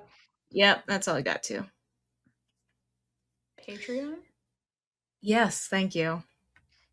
We're going to take a brief pause to give some shout outs to our Chaos Crew over on Patreon. Woo! Our Chaos Crew members on the Big Gay Ride or Die tier and above are Amix Monzone _Multi, Andres, Ashley Stosani, BJR, Brianna, Caroline R, Danny, Isla, L, Girlfriend _J _XIX, Here For It, Jasmine O, Jill L, K Yoshi, Cassie M, Kelsey S, Kenzie, Kyria B, Leona, Livia A, Michelle G, MMM230403, Moon AF, Moving Forward Leading, Nancy D, Pooja S, Regina B, and Sarah B. Woo! And our featured Big Gay supporter members for this episode, sorry, I'm laughing already, you'll understand why. Our featured Big Gay supporter members are Dimples McAwesome, El Petitas de Molcajete Takamachi, and Mel. Love it. Woo! Thank you, guys. Thank you so much for all of your support. And thank you to everyone listening and watching this right now. We truly appreciate each and every one of you. Please share this, like this, subscribe, follow the podcast, whatever you can do on any platform. Yes, please do all the things, because that really helps us and helps us keep creating this content, which we want to keep bringing to you. We have so much content. It's kind of insane, and it's hard to keep up with without your support. So thank you. You keep us going. You do. All right, now that we've thanked Patreon for being themselves, let's move over to the B plot, which is Shasha and Gorya. So, as predicted, this is the last episode where these two are in the will they, won't they stage. So, yay. But we had to have some angst because Crystal's here. And, boy, was Crystal here in this episode, my God. Yeah, oh my God. That understatement that Crystal was here. Crystal was here, and also I found out this week, I guess this week, they posted Forever Yours, the song that Crystal keeps singing, as an actual OST. So Emmy sings a full version of it. It's now on YouTube. It's glorious. Again, any excuse to get Emmy to sing, and they're like, can you just sing us a whole ass OST? You're not even starring in the show. Can you just give us a whole ass OST? I love her to death. So the fact that we had her singing this so many times, I'm glad we get a full version of it. It's really great. If you haven't heard it, go check it out. And there's the music video's fun. It has like all the couples in it from the series also, not just Emmy serenading you. So what's not to love? But okay, so I think that when we were predicting what the hell was going to happen in the B plot, we were like both right and both wrong. This was like a combination of both of our thoughts, because your thought was that, okay, Crystal was just doing this just for Shasha, and then I was like, I don't know, Gorya's hot. Maybe she's into Gorya. It was both, which is fun. So it starts off with Crystal and Gorya working together now. So she's officially been hired as Crystal's stylist for another music. I thought that Prim did the music video. This is for her tour. Maybe this is a tour, not the music video. Like, we already did the music video. Because they were like filming her in front of like a screen, so I was confused what they were doing. But I guess that's just for the show.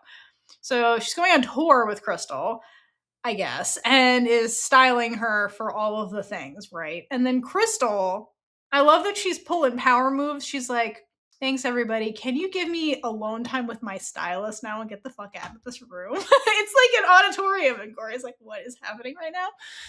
Because she can. She's flexing all her power as the talent. That's what she's doing as like her flirting tactic. And then escalates this by Gorya's like showing her clothing, and Crystal's laying it on super thick. She's like, I trust your styling choices. I trust you.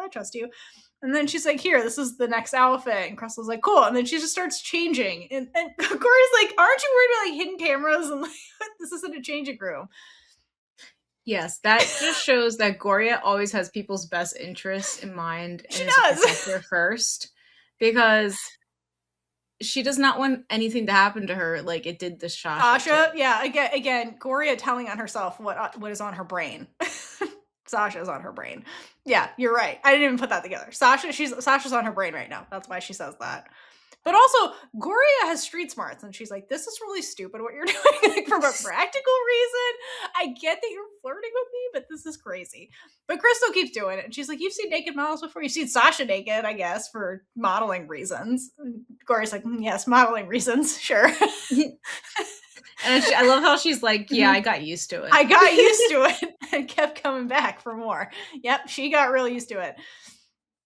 Like, Gorya is always telling on herself. It just makes me laugh so hard. Anyway, so then that happens. They flirt. And then Gorya is like, I gotta go to the gym. Because who could I possibly run into who also uses this gym at the same time as me? And then she runs into Sasha, right? And Sasha's like, why the hell are you working with Crystal? And like, is this the same day where she's like, how did you find this out so fast? I like to think it was like several hours later. And she's like, why do you know this already? It's just happened. How often do Crystal and Shasha talk? Okay. I think that's an important question to ask that's going to tie into the rest of this. Because judging by this conversation all the time, I think they constantly talk to each other. Is my impression. At least now that they're back in each other's orbits. Are they friends? Because yeah, that means she does have a friend. Yeah, they're friends. They've been friends. They're just, I don't think they're super close. Yeah, okay. But they do talk. But I don't think that Sasha calls Crystal when she's like having a panic attack. Kind of not that kind of friend. The friends can mean a lot of things, right? But yeah, they talk. And obviously, so Gorya clocks that because they talk. That's the key, right? They talk.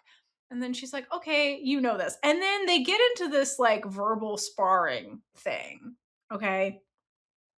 For all the people out there, okay, I just want to pause here for a second. I think there's been a lot of critiques going on the internet with the fandom people about this episode, especially with them. And people are upset that these two did not have some like big passionate reunion at the end and did not have a big long love confession the way like Min and Prow kind of did. And I would argue that like it doesn't make sense for them right now to do that, knowing these two characters. And also like this is not a romance. It's not a typical romance. Their relationship is this big ass backwards thing that starts off with passion. Then the passion stops and they become friends. And now they're at the part where they both want to transition into dating, which is passion plus friendship, which is like emotions, right? They want to put it all together, but they're stupid and they're traumatized and they don't know how, okay? And they're both bad at it. And this conversation is an amazing example of that because they're talking about dating in subtext. This entire conversation is just straight up subtext because neither of them are direct about what's going on here. But also, if you watch this conversation, okay, in the conversation here, Sasha is upset. Understand, because like where did we leave the last episode? I thought I made myself clear when I was like, maybe let's not have sex right now. We'll just leave it at I'm gonna kiss you. We had a good time, like emotionally talking, and then I'm gonna leave. And then she's like, what do you mean you're with Crystal? Like, what just happened? So she's upset. Okay. And basically her whole conversation was like, how do I get you to quote, how can I get you to be my exclusive stylist? Like, which means how to date me. How do I get you to date me? That's what she's asking. And she's real upset. But if you watch Gorya, when they're doing the back and forth, Gorya's having a great time. Gorya's smiling. Gorya's loving this because in this conversation, Sasha's like begging her. She's like, how do I get she's like, I can give you money. I'll double the money. And then Gloria's like, it's not about the money. Even though I just said it was about money. It's not about money. And then she's like, okay, well, I can take you can be internationally. You can get experience internationally and like do all these things. And I can pay to go abroad. She's like, okay, what the fuck do you want? Like, what do you want? I'm trying to like give you all the things you said that Crystal could give you. And then Gloria's like, I don't know. Notice they're having fun. Well, not Sasha, but Gorya's having fun. with this situation because Sasha's begging. Gorya has all the power. And so she's having fun with the back and forth. And then Sasha's like, okay, fine. If you hang out with my ex, she's going to hit on you because she's basically me and also look at you. She's going to try to date you. And then Gorya's like, will she? Having just come from that, again, she's being coy about it. Having just come from that scene where Crystal's like, I'm just going to get naked in front of you. Why not? Kind of thing. And then she's like, okay, well, if she hits on me, she hits on me. Whether or not I'm into her is a whole nother story. And like, she's being like coy about this with Sasha, and they're doing this back and forth, back and forth. And at the end of it, or during it, Gorya says something like, oh yeah, Sasha's like, be my stylist exclusively. And Gorya's like, that's boring. I don't want to do that. There's nothing new here. This was like the big subtext thing. And then Sasha, when they're talking about Crystal, is like, okay, well, if Crystal starts hitting on you, is that the challenge you're looking for? Like a new person is what she's asking. And Gorya's like, I don't know, but having a choice is pretty fun because I never get to have those. So I thought that was really interesting, the challenging line, because if you go back, like way back to like the first episode when Sasha was like hitting on Gorya at the photo shoot or whatever, and then Sen comes in and asks Sasha, why do you insist on hitting on her constantly? And Sasha says, she's challenging. And I like that.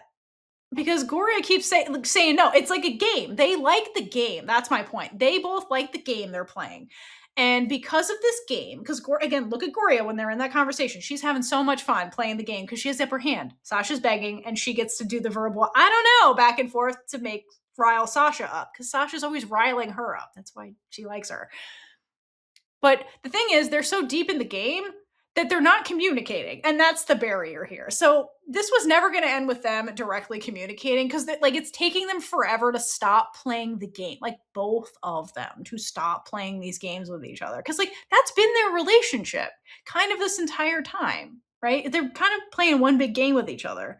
That's now, but they're both at the point where they're like, I don't want to play the game anymore, but I don't know how to quit the game, because I feel like if I quit the game, I'm going to lose you. And so I'm still trapped in the game. So they mutually have to get out of the game and then like talk, which they do by the end of the episode. Like when they're in the robes in Sasha's apartment, they're actually like talking for real. Like it just takes them a while because they're dumb. They're dumb. And that's why I love them.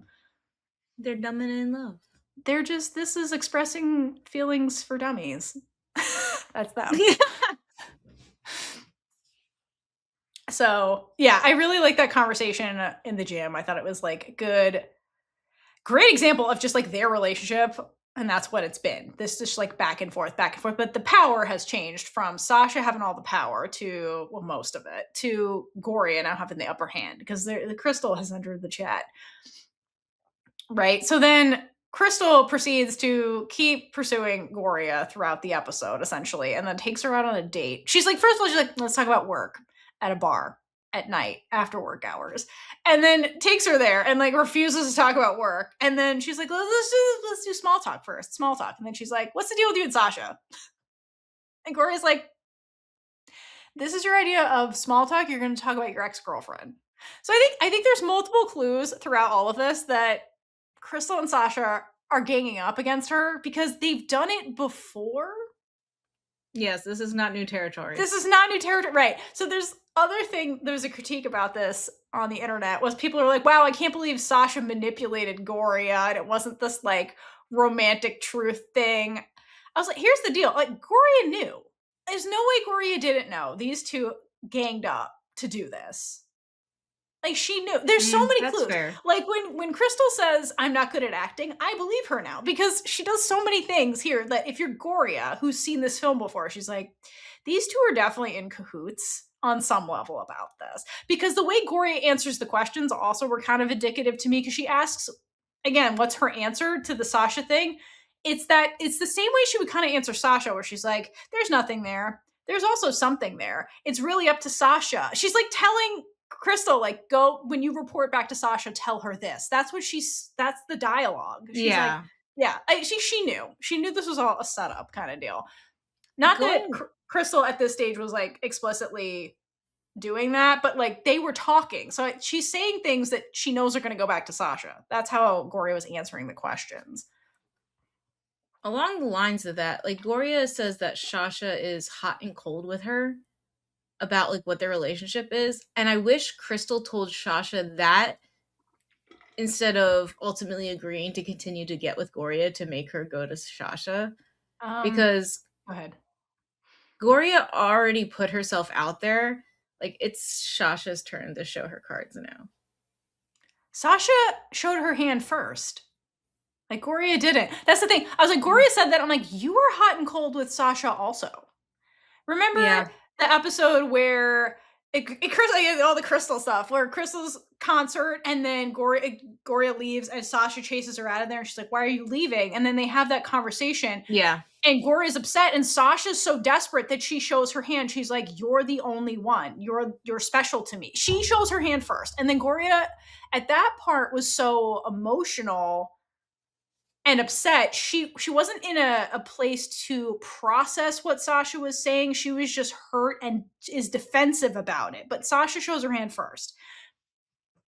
So like if you're Sasha's like, when I'm direct with you, you don't believe me. But like the way that Gorya engages with her the most is if she plays games with her, if she jokes around, if she like does that weird flirtatious shit that gets under Gorya's skin. That's what Gorya keeps coming back to. So that's why Sasha's like, I don't know how to be direct, because when I'm direct, you don't believe me. So like Gorya is also hot and cold. Like that's the thing. They're very similar in their approach to this relationship. So for her to say that, I'm like, girl, you're also like that. That's the problem. That's the problem. Because you guys are in the game. You're playing the game too much and nobody's being direct. And when somebody's direct, the other person doesn't believe them. Because really, if you think about Gorya and Shasha, they both have trauma that makes them defensive. Like we know not Gorya, we'll start with Shasha. Shasha has trauma from her entertainment industry stuff that makes it probably, I would imagine, really challenging to trust that people want something honestly from her. Because most people want things from her transactionally. They don't like want her as the person. So when somebody's being nice to her, is it genuine or do you want to use me for something? In Sasha's experience, mostly people want to use her, right? So forming a connection that's genuine is going to be challenging for her because she doesn't have many of those. Crystal might be a real one now where they're like, and now she has Bambi. You see how she has new friendships? Like not, I've known you since I was 10 years old kind of stuff. And then on Gorya's side, Gorya has been repeatedly shown over and over again by romantic love interest that she's not enough, right? Because she keeps getting cheated on. Prim was like, well, you're not Bambi. And, but, so she's never enough. So then when somebody says, and Prim specifically was like, you're my type, let's date one day. And whoever her girlfriend was, they dated for a year. And then that girlfriend cheats on her. So like Gorya is like, when you tell me you like me, do you mean it? Do you mean only me? And then she's got these baddies right now who like, Crystal says it at one part. She's like, I can get anybody I wanted. And Gorya's like, I'm well aware of that. That's what she's afraid of with Shasha. She's like, are you going to say you like me now and they get bored with me 3 seconds later and find somebody else and then I get hurt again?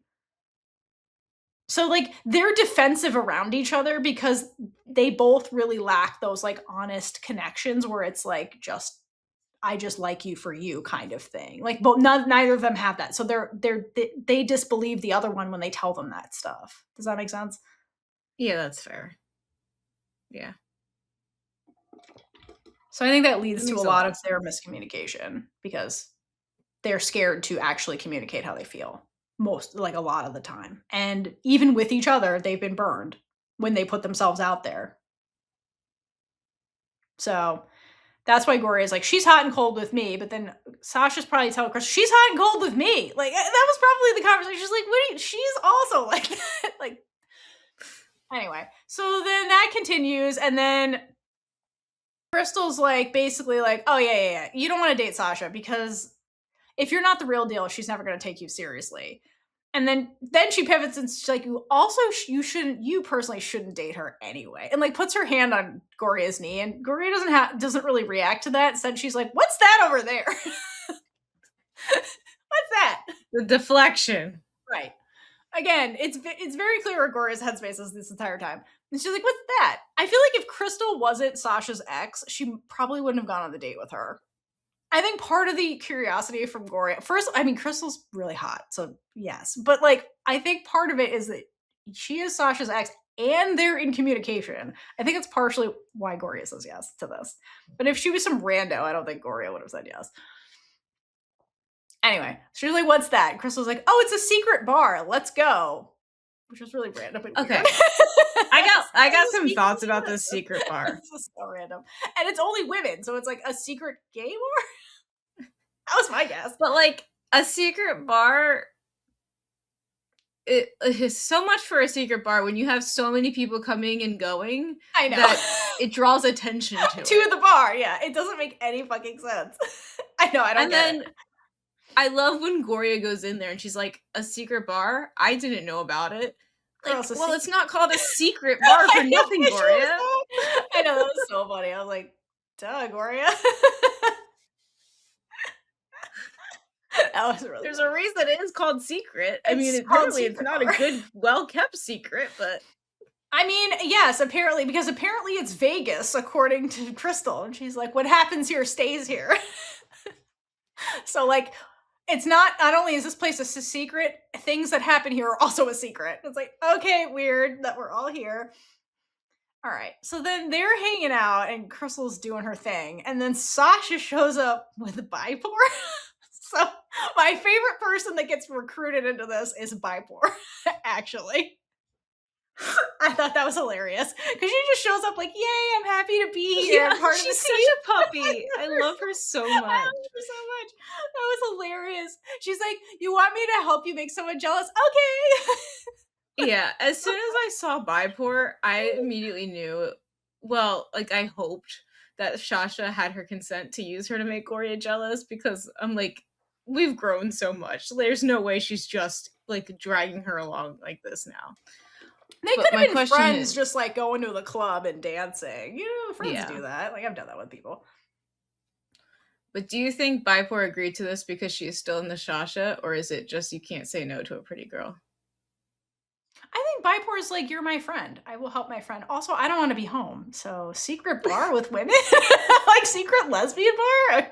Gay bar? Yeah, like bring me in." Like, yeah, I think she's just eager to get out there. That's why Sasha's like, she's naive. She's like, meaning like she's new to the scene kind of thing. Yeah. Because Bipor has been living with Prim's mom, and they don't live in Bangkok, according to Prim, and when she was kind of explaining it. Or I don't know exactly where they live, but they don't live in the city. So like, Bipor's in the city now, so like she wants to explore. So like, Sasha's like, "Hey, you want to go clubbing with me?" You can say no to that. That sounds like a great time. She knows all the hotspots. She's VIP everywhere. So if anything, Bipor's like, "This is just gonna be fun." But I think on Sasha's part, it was brilliant to pick Bipor, because not only is Bipor like, "Yay!" like, and it's like a puppy dog, and how do you kick it bad? It's a puppy dog. But she's a brilliant person to pick because even if Gorya figures out that this is all staged, which I think Sasha's like, she might figure this out because like it's Gorya. Because Gorya always figures it out, right? That's what's the conversation in the music video. She's like, Gorya's like, "I knew you and your fucking idiot ex put the music video together just to get us close together." And Sasha's like, "You knew, and yet you said yes." So I think Sasha's like, okay, if Gorya, because again, they're just playing games. Gorya's like, she's like, if Gorya figures it out, I have to at least make this somebody she would be jealous about. And so she picks Bipor because Gorya knows Bipor had a thing for Sasha. So, if anything, there's a very real possibility that Bipor's not over Sasha, and like their closeness is threatening to Gorya, even if the scenario with Crystal is like fake. You know what I mean? There's real a possibility there. So, good pick on Sasha's part to pick Bipor. That's true. I think that they're definitely setting up Bipor and Crystal as a potential thing, not just because they're like 100%. The couple, but like with the looks that they gave each other during that scene, especially when Crystal says her type of girl is right here. After Bipor asks her, and Bipor, like her face falters slightly before Crystal turns to Gorya and just plays it off like it's her. Like, you can't. Bipor starts gay panicking. Like, oh my god, it's me. Bipor asks, "What's your type, Crystal?" She asks that. She starts it, and then Crystal's like, "She's right here." She's like, "Oh," and then this one. Yeah, no, they were definitely flirting. Like, that's definitely gonna happen. I have theories about that based on, like, again, Bipor's a director, so they're in the same circle. I've been saying that. Especially with Prim going MIA in the next episode, I think Bipor is going to step in as director role. And so, yeah, I feel like that was I feel like Bipor's like, God damn it, if this wasn't a mission, I could go get that. Yeah, because, like, Crystal's basically Shasha, just, like, with short hair. And she sings. Yeah. So, she's Bipor's type. For sure. And then they start dancing separately. Oh. And if you are with one girl, but just keep staring at another one on the dance floor, you don't have to question anymore. You should be with the other one. Well, I get the end. Again, they're both in the headspace of, like, I'm choosing you. Are you going to make the first move? You make the first move. You make the first move. That they're at a standstill, but you are correct. The other thing I want to note about the dancing stuff is that before Bipor and Shasha show up, Crystal's doing her thing, right? But Gorya, if you watch her, like, has her arms crossed, and then Crystal's the one who's, like, got her hands on Gorya's hips, is, like, trying to, like, get her to dance. But Gorya just doesn't engage. Until Shasha shows up with Bipor, and then suddenly she's the one grabbing Crystal, and I was like, put your arms on me now. Like, it's very, like, she wasn't into the dancing until they showed up, which is hilarious. And as if Crystal's not going to clock that. Yeah. All right. My thing, though, is about the timeline of events. So when we get the flashback later when Sasha's master plan is revealed, Shasha and Crystal are having a conversation in person where she's like, are you actually into her? And then Crystal's like, not really. Which, not really. And then they make the plan. She's like, I'll stop flirting with her if you want her. And then she's like, no, you just keep doing it. The jealousy is working. I just want to see if she actually chooses me finally. When they're having that conversation, they're in the same clothes as they are in the secret bar. Mm-hmm. Are they having that conversation in the bathroom of the secret bar? Because that was my impression. Yeah, I thought it was during that time. Okay, which means that Crystal just brought Gorya there. Maybe she texted Sasha's like, where are you going tonight? And then maybe that's why she, like, brought Bipor. Imagine this went on multiple times and she's like, damn it, they're not. They're going through the city trying to track them down. Bipor's like, I'm just happy to be here. I'm just happy to be here. She's a golden retriever. I'm just happy to be here. Yeah. So I think that, like, Shasha probably texted Crystal and was like, where are you going tonight? And she's like, who are you with? And, like, figured out she's there with Gorya, then brings Bipor, and then later sees the jealousy and then is like, hey, Crystal, are you actually into her? Because she keeps staring at me. And I think that's when they made the plan. So at first, Crystal, in good faith, was trying to get Gorya, and then it changes halfway through this Vegas evening or whatever. And she's like, there's no way I'm gonna get her. And she's like, I'm really not into this anymore anyway, so. You brought Bipor. It would have been great if she, like, pawned Bipor up on Crystal later. After Gorya left. Like, it'd be really funny if they stayed there, and then Gorya at some point is like, I'm leaving, and then she leaves and Crystal stays, and then Sasha's like, yeah, I'm done. Bipor, go hang out with Crystal. And then I'm kind of hoping that happened off screen. And then Bipor's like, you're my ride home. And Crystal's like, don't worry, babe, I got you. Yeah, just don't worry. You're safe with me. And I was like, okay. I'm just happy to be here. I love Bipor. That was the cutest thing ever. Also, Bipor shit where she's like, Tasha's like, oh, she's naive. Like, she's, like, new to all this. And Bipor's like, I'm not. I pretend to be so I'm more desirable. I was like, girl. She's trying to be all tough. That's adorable. I love she's so cute. I love Bipor. She's the fucking cutest. All right. Okay. So then when we come back to these idiots, it's one of my favorite transitions in the show because of how fucking jarring it is. Because what happens is, before we go back to Crystal and Gorya, the scene that precedes it is Bambi's Fiona thing. So it ends with Bambi having a panic attack on the floor with Prim, and then hard cuts to Crystal going, "I'm hitting on you. You know that, right?" Like that's the transition is so jarring. Like, what just happened? It's so jarring. If you didn't catch that, go back. It's hilarious. And just like sadness, and then be like, "I'm hitting on you." You know that, right? It's so jarring. There's no like establishing shot, just right into it, which made me laugh. Oh my gosh. Yeah, it's so funny. So Crystal and Gorya are alone. I don't know what they're doing. And basically, like, in this conversation, Crystal is extremely direct with Gorya. Okay, which is the thing. She was like, Sasha's not direct with me. And I would argue that Gorya doesn't actually like that, because Gorya was having a gay old time at the gym. Go watch her in the gym scene. She's having a gay old time with that, whatever they were doing, that fighting, arguing. That's her love language. Again, she has a kink, guys. You have to understand. She has a kink. This is the kink. The kink is Sasha riles her up with the verbal stuff. She loves that. She's never having more fun than when they're doing that. Then here's Crystal. And Crystal's being stupidly direct, where she's like, "Date me." Flat out says it. She's like, "Date me."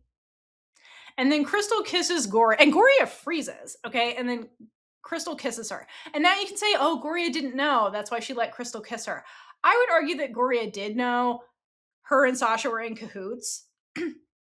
Hence her answers during this. But here's the thing. Crystal's right here. And Crystal's saying, "Date me." Being direct. That's I think that catches Gorya off guard, because no one's ever direct with her. And she's saying that. And she's like, Crystal's kind of my type, which she says later.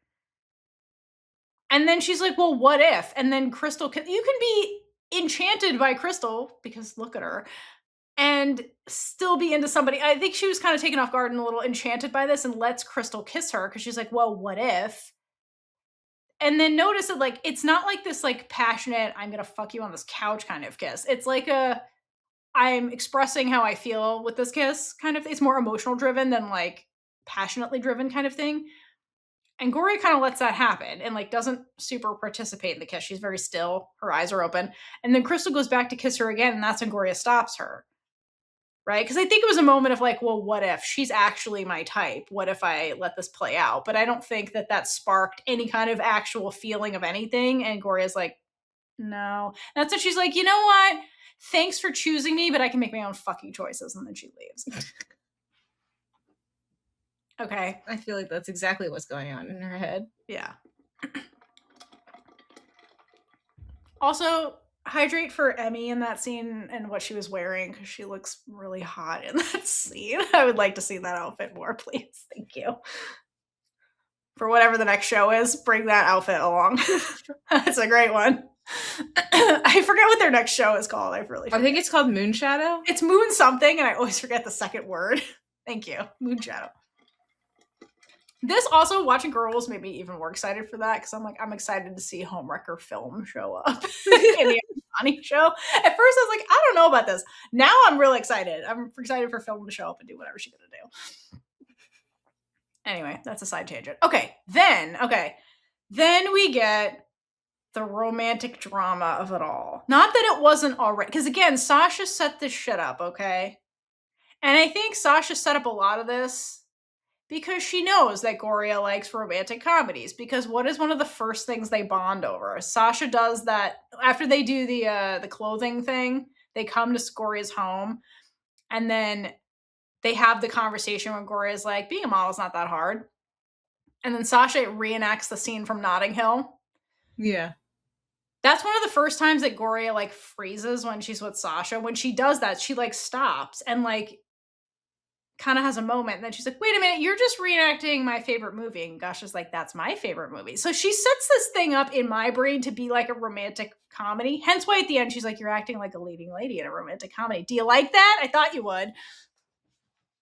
Because what happens? She's like, you have to choose between two really hot women. Like, it's set up like a romantic comedy, right? You have to choose. What is your heart desire? That's the question that they're posing to her. And then what goes down? Gorya drives over there on like one of those mopeds or whatever, and it starts raining. She's got to go in the rain to get her luggage. It's just like it's set up like a romantic comedy, right? And then she gets to the door, and then she doesn't just say, Like any normal romantic comedy would be like, I choose you, this and that. No, but these idiots can't communicate because they like their stupid games that they're playing. So then she shows up and she's like, Crystal asked me out. That's the first thing she says. She's like, your buddy in crime asked me out. And Sasha's like, okay, well, what'd you say? And then Gorya's like, what did you want me to say?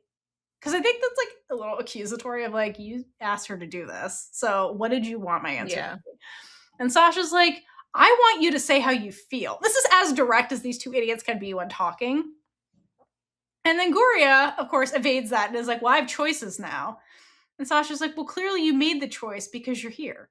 Otherwise you wouldn't be here. You'd be with Crystal. Because she's like, I know you're not going to talk and be direct, like, because you're scared and I'm scared. So let's set up this whole fucking fantastical scenario so we can express how we feel through our weird banter and, like, actions. I think that, like, again, people are mad that they didn't have this big verbal confession, but, like, they did using their own brand of communicating, which is a hot mess, because they're kind of a hot mess. Is that fair to say? I think it is fair. I think it's fair. Yeah. This is their brand of, I choose you, you're what I want, okay? Yeah, they just don't know how to say it straight up. Or when they do, the other person doesn't believe them, and so then they're afraid to say it. You know what I mean? They're trapped in this weird pattern with each other. So yes, Sasha sets up this whole thing so that Gorya can, like, actually express her and be like, I choose you too. Yeah.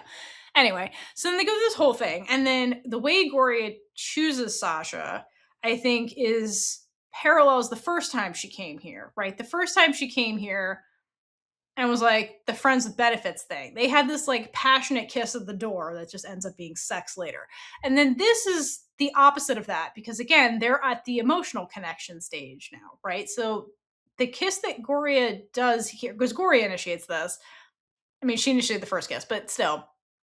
This is more of a, like, I'm telling you how I feel versus a, like, take me home with you. Because that was their very first kiss was like, you're my type tonight. Let's go. This is I choose you on an emotional level kind of thing. So Gorya does, like, very intimate things where she, like, touches Sasha's face and then, like, puts her hands around her neck, and, like, it's slow. And Gorya, if you compare this to the Crystal scene, is much more, like, has feelings, and that you can tell she, like, closes her eyes, she participates, like, and then, like, again, walks into Sasha's place like she owns it, because she basically does at this point. And then we hard cut essentially from that. From then we kind of leapfrog over their evening together, and then it's the next day, it's daytime, and they're wearing robes, sitting on the floor, talking. And I want to note that Sasha already had a robe for Gorya. Like, they have been sleeping together for a while. And it's Sasha, you always see her in the white robe. The one Gorya is wearing fits Gorya. And they are different sizes. So, like, she got one that's Gorya sized for Gorya. It's already ready. So that tells you a lot about that. The other thing I like about this scene that's really subtle is that they're eating ice cream in the morning. So if you go back to, like, when they do the friends of benefit things, and the first time they have, like, breakfast together, when Sasha's like, okay, but the friends part, and they do the thing where they're like, here's 20 questions, tell me about yourself, kind of thing. Before that starts, when they're at the breakfast table, in that scene, the camera pans over the table and it shows you what Sasha's breakfast looks like. And Gorya makes the comment, it must be really hard to be a model because all you're allowed to eat is healthy food. You're not allowed to have sweets. And Sasha flirts back with that. But the key there is that Sasha, as a model, again, she's been acting since she was 8. She's not allowed to really indulge in, like, things with sugar in them. Okay? But here she is with Gorya eating ice cream out of the pint container. Okay? So to me, that was a way to show that, like, Sasha is, like, free when she's with Gorya. And Sasha is, like, fully herself, giving into what she wants, not, like, what mom wants, what her manager wants, what her fans want. Basically, what does the entertainment industry force her to be? This is Sasha, the human being Sasha, with Gorya. So everybody's fully unguarded in this scene. Okay, we finally get there in the morning. Okay, because they're dumb. But I like that little detail that they're eating ice cream.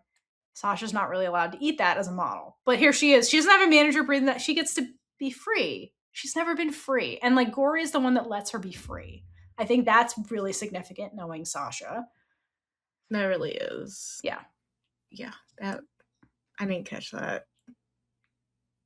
It's very, very cute. Okay, and then this conversation is probably their most direct conversation ever, because they're talking about their relationship, essentially. And so Sasha asks, like, why did you choose me? And what I found really interesting about this conversation is that when they're talking, basically, like, Sasha's like, okay, like, Gorya's like, I don't know, I know you. I don't know, Crystal. Also, she's my type, so it made it hard. And then you find out that Gorya likes women with short hair. And I love that Sasha's just like, I'll cut it right now. Like, I'll cut it right now. And then Gorya's like, don't do that. So I don't know if Gorya's being truthful or not, because Sasha's like, I'll do it. And then Gorya's like, don't do it. Also, like, is she for real? Because Prim never had short hair. That's true. I was like, is she for real? And she's just baiting Sasha to make her jealous, or does she actually like short? I can't tell with Gorya because, like, again, she likes playing the games. I couldn't tell if they were like literally going to cut her hair, because I'm also like, doesn't she have projects coming up? Like, don't they need to be notified about any changes? Isn't her hair insured, like, you know, as a model? She would, though. She'd be like, fuck that shit. She doesn't give a shit about modeling anymore. She just is Gorya. Yeah, it's true. She probably has enough money to retire. Just put that shit in the stock market. She's fine. Anyway. Yeah, I thought that was funny. Sasha's like, I'll cut it right now. But, okay. So anyway, then they talk about, like, why did you choose me? And basically they start talking about, they go back to the theme, which is like, it's hard. It's not about having somebody, it's about having the right person kind of thing. And Gorya talks about, like, how hard it can be to find a person that meets your whole criteria, which is so real, especially in queer dating spaces, because the dating pool of people is even smaller, just like in the world. And then depending on where you live, it can be even smaller. Like if you live in a rural area, a number of people around is small. And then queer people's really small, right? So it can be so hard to find like somebody that meets all of your criteria. So I wonder if like Gorya saying that is like, I wonder if she feels like she's settled for people before, or people have settled for her. She feels like they settled for her because it's hard to find the right person. So I wonder if that was revealing of other stuff, her trauma kind of thing, which is, that's real. I get that. That's life. Life sucks. Perfection doesn't exist. But apparently Sasha found it, so good for you, girl. So then they start talking about like, what's your like why'd you like what then she's basically like, Sasha, I don't even really, you're not even my type. And then Sasha's like, well, why did you what do you like about me? Like, I love that she asks, what's interesting about this conversation is Sasha asks, what do you like about me? And then Gorya replies with, what don't you like about me? So again, it's indicative of their headspaces. Like Sasha's more looking at the positive, because Gorya's like, I hate most things about you. So then she's like, okay, what do you like about me? What's the positive here? And then Gorya is like, Gorya, I think, thinks negatively about herself. She's like, what don't you like about me? And Sasha says nothing. Nothing. And then she's like, which we called it, I liked you from the first time I met you, which was that whole photographer. And the way Gorya immediately is like, oh my God, and goes off about that. And then, and calls him he was awful. Yeah, the way she goes off, and then Sasha's like, this is why I like you. And then she says, the more I get to know you, the more I like you. Like, you're the perfect girlfriend to me. And that shuts Gorya up. That's like the wow. Like, because I don't think Gorya ever thought she'd find somebody who thought about her that way. I think she puts up a lot of fronts and is like, yeah, I'm awesome, I'm great, I don't care. She says that, but she does care. And I think is hurt, and then here's Sasha being like, no, like, I like everything about you. Like, honestly, here's the reason why I like you. It has nothing to do with, because she asked her the first time she goes to Sasha's place, she's like, why do you keep chasing me? Sasha's like, I don't know, I'm into your looks, you're hot. And then, but here's Sasha being like, no, really, the reason I like you is this, because of who you are. Like, that's why I like you. So I love that. Yeah. And then Gorya's confession, which again, her kink is arguing. And she's just like, you rile me up. That's why I like. She's more like passion driven. She's just like, you make me want to punch you because you make me passionate. Because Gorya's a fighter. And Sasha's like, okay, all I do is joke with you. And she's like, yeah, I know. I'm into it. And then that's kind of how they end this, which is really cute with the whole like, I'll go cut my hair right now. And she's like, Gorya's like, don't you dare. And she's like, don't you have a stylist? She's like, well, I'll take you to the hairdresser. And she's like, I don't got time. She's like, I will find time in your schedule to go do this. They start fighting. They're so cute. They're so funny. So yeah, I think that was the most direct conversation that they've had where they were actually talking about stuff. So I think that we will get a verbal love confession of some sort from them. It just wasn't going to happen now because they needed to bury the game that they were trapped in and like start a new game where like we're communicating and joking and we're on the same page about the jokes kind of thing. So I think it will happen. It just wasn't going to happen in this episode because they're dumb is my hot take. And if you're upset about that, I get it. It's just that we're conditioned from romance stories to expect the third act, like the reconciliation to be this like love confession, this like passionate thing, but it's like, this is a backwards story. It wasn't going to happen. It's going to subvert your expectations because it's already, their beats are different than a romance. It's close. It's closest of all the plot lines here, but it's not the same. So like, it's not going to be the same beat by beat kind of thing. But I wouldn't rule one out. Other thing I liked about that scene, just to kind of end it with them, is like, they again, subverting your expectation. They did the ice cream thing where at the end, Gorya feeds her the ice cream. And then Sasha is the one that wipes her own lips. Because in a romance story, what would have happened normally? Gorya would have wiped it away and then probably licked her thumb. Right. So we don't get that. We get eye contact. But Sasha's the one that... Because again, they're like, this is not your typical romance. All right. That's what I got for this episode. Shall we transition into predictions for episode 10? Let's do it. All right. So, let's just go A plot, B plot, C plot. So, A plot makes me nervous, basically. Yeah, oh my god, no. I don't like this. I can't live without you. You never have to live without me.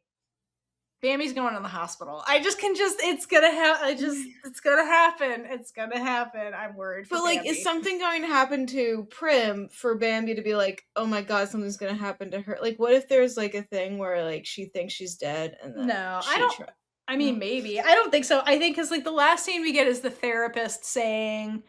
Bambi says she doesn't want to be a burden to anybody. So I wonder if she's still in her deep, dark place and thinks that she's a burden to Prim. Because what's Prim going to do? Prim's going to ditch her job to hang out, to take care of Bambi. Mm-hmm. And I think that's going to make Bambi guilty. I think it's self-harm on Bambi's end is what's going to happen. I don't think anything's going to happen to Prim. But I think that, I think that's where that's headed. In the therapist scene, like when we get the close-up of Bambi, the footage becomes a bit blurry and it looks like Bambi's dissociating for some reason. Yeah. So... Right. There's definitely something going on in that therapy session, but kudos to her for going back to therapy. And talking about something real. Things are not okay. Yeah. I mean, I hope. I don't know what they're talking about. But yeah, no. I'm worried about Bambi's self-harming. I've been worried about that since the beginning. Especially because they're talking about death. Her and Prim. Like, somebody's going down. And I think it's Bambi. Yeah. But probably not for good. I mean, I hope not, but yeah, I think Baby's gonna end up at the hospital at some point. And Prim, again, kudos to Prim for finally doing. Again, this is a parallel scene to her, Bambi's birthday, where she's like, "I can't leave work even though it's your birthday and drop everything." But now Prim is in a position where she can do that. Yeah, well, she's like, because they were basically talking about some project in Phuket where they have to leave Bangkok, and basically Prim's like, I can't leave Bambi right now, so I'm not going. Min, take care of it. and she stays with Bambi. So she's doing what she couldn't do when they were in college. So that's big of Prim's learning. She's not 100% great, but no one's 100% great. So she's learning, and she's staying with Bambi. So that's good. So I think that's why we get all those scenes of them being cute, because Prim's trying to make Bambi happy the only way she knows how. I really believe Bambi needs help beyond Prim, and this is going to keep spiraling out of control until Bambi hits rock bottom, basically, and gets intensive care, basically, in a hospital, is my guess. Yes, she really needs that. All right. Anything else with the A-plot? Mm-mm. We didn't see Aries, so does Aries still work at Prim's company? Or Prim Fire? I hope not. Prim Fire? I hope that Aries like, my job is done. I can leave. Here's my. She also is like, I kind of need a job. Prim, can I stay? Right. This is weird, but also like, yeah, I would be really interested to see if she shows up again. Actually, let's do the C plot, because the C plot goes with the A plot. So basically, Prim's gonna leave work, leaves Min in charge. That's why I think like she's gonna need a director, and is probably gonna put Bipor in charge of whatever this is, because Bipor's there. They're gonna go to Phuket. I assume that's where the B plot comes into.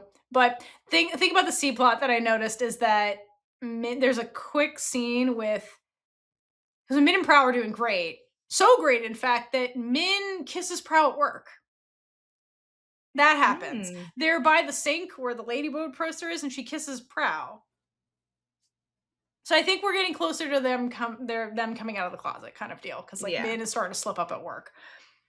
So that's significant for them. And then, because all their dialogue was basically like, I love you too, without saying that word. But I think that's what's going on there. And then B plot. I wonder if whatever this is in Phuket involves Shasha, and so she gets a villa and takes Gorya. And they're romantically dating now. They're romantically dating because we're going to combine the passion of the friends with benefits things with the emotional attachment they now have, and they're going to date for real. And again, this is more evidence, I think, that Shasha knows that Gorya likes grand gestures, like cosplaying Notting Hill scenes and setting up the leading lady has to choose her love interest kind of thing. So she's doing all these romantic things for Gorya, which is really cute, because I think she knows Gorya likes that, which is adorable. It's definitely I'm waiting for her to do the boombox thing. If they do have an on the outs, she's gonna be under her window. She would with a boombox. She definitely would. Probably also have signs that she has to read. And now I'm just fan fictioning, and Gorya's in the room, be I can't even read it. What does that say? Oh my God, then they end up yelling at each other across the lawn. That would be them. Yeah, no, that's them. That is them, 100%. So B plot's gonna be real cute. They're gonna date for real. I think we'll also get for people who are we might get I don't know, sexy scenes with them. We might get some kind of a love confession thing, because I think we're gonna get the combination of the friends with benefits and the emotional stuff with them. So I think we're gonna get a mixture of scenes with them going forward, that because they're complete now, kind of thing. And so I think they're gonna continue getting cute until eventually we get a love confession for real. Yeah, because again, they're dumb and they're learning. But in the previews, Gorya looks very unguarded, and so does Shasha. So I think they're headed in the right direction, and I'm very excited to see them try to date, because they're both so dumb. I'm really excited to see them try and date. They're just dumb. So yeah, so basically A plot, B plot, or B plot, C plot are cute. Well, the A plot gets dark. The A plot's gonna get dark. Super dark. My prediction. They're we need to liven this up with the other two. That's what I mean. They're trying to make a balance, right? Because they can't all hit rock bottom at the same time. They had to pace it out. I mean, they could. That is life. We all in episode 9 hit rock bottom. That's not life. It happens unpredictably. But anyway, any other things for you about episode 10? No, I'm excited for it. Yeah. I'm scared for it. Scared for Bambi. I have all the emotions for it. Do you think Crystal and Bipor will be dating by the end of episode 10? Maybe 11. Maybe they'll be like, yeah, probably 11, but they'll probably be like hinting more things. I hope so. Like, they'll be closer in episode 10. That's what I'm hoping. I'm just hoping we get more Bipor. She's adorable. Yeah, we got a lot of Crystal, so like give us some Bipor and then like put them together. I know, we need more Bipor. We need more Bipor. I think we're gonna get more like Prim's abdicating director position. That's what I'm hoping. So let's manifest that. All right, let us know what you thought of episode 9. What do you think is going to happen in episode 10? Thank you for coming on the journey with us. And until next time, hydrate for lesbian Jesus. And gay it up all over the place. Bye. Bye. And with that, we've been Big Gay Energy. If you like this episode, check out all our other episodes right here on YouTube. Please like, leave a comment below, and subscribe for more amazing super gay content.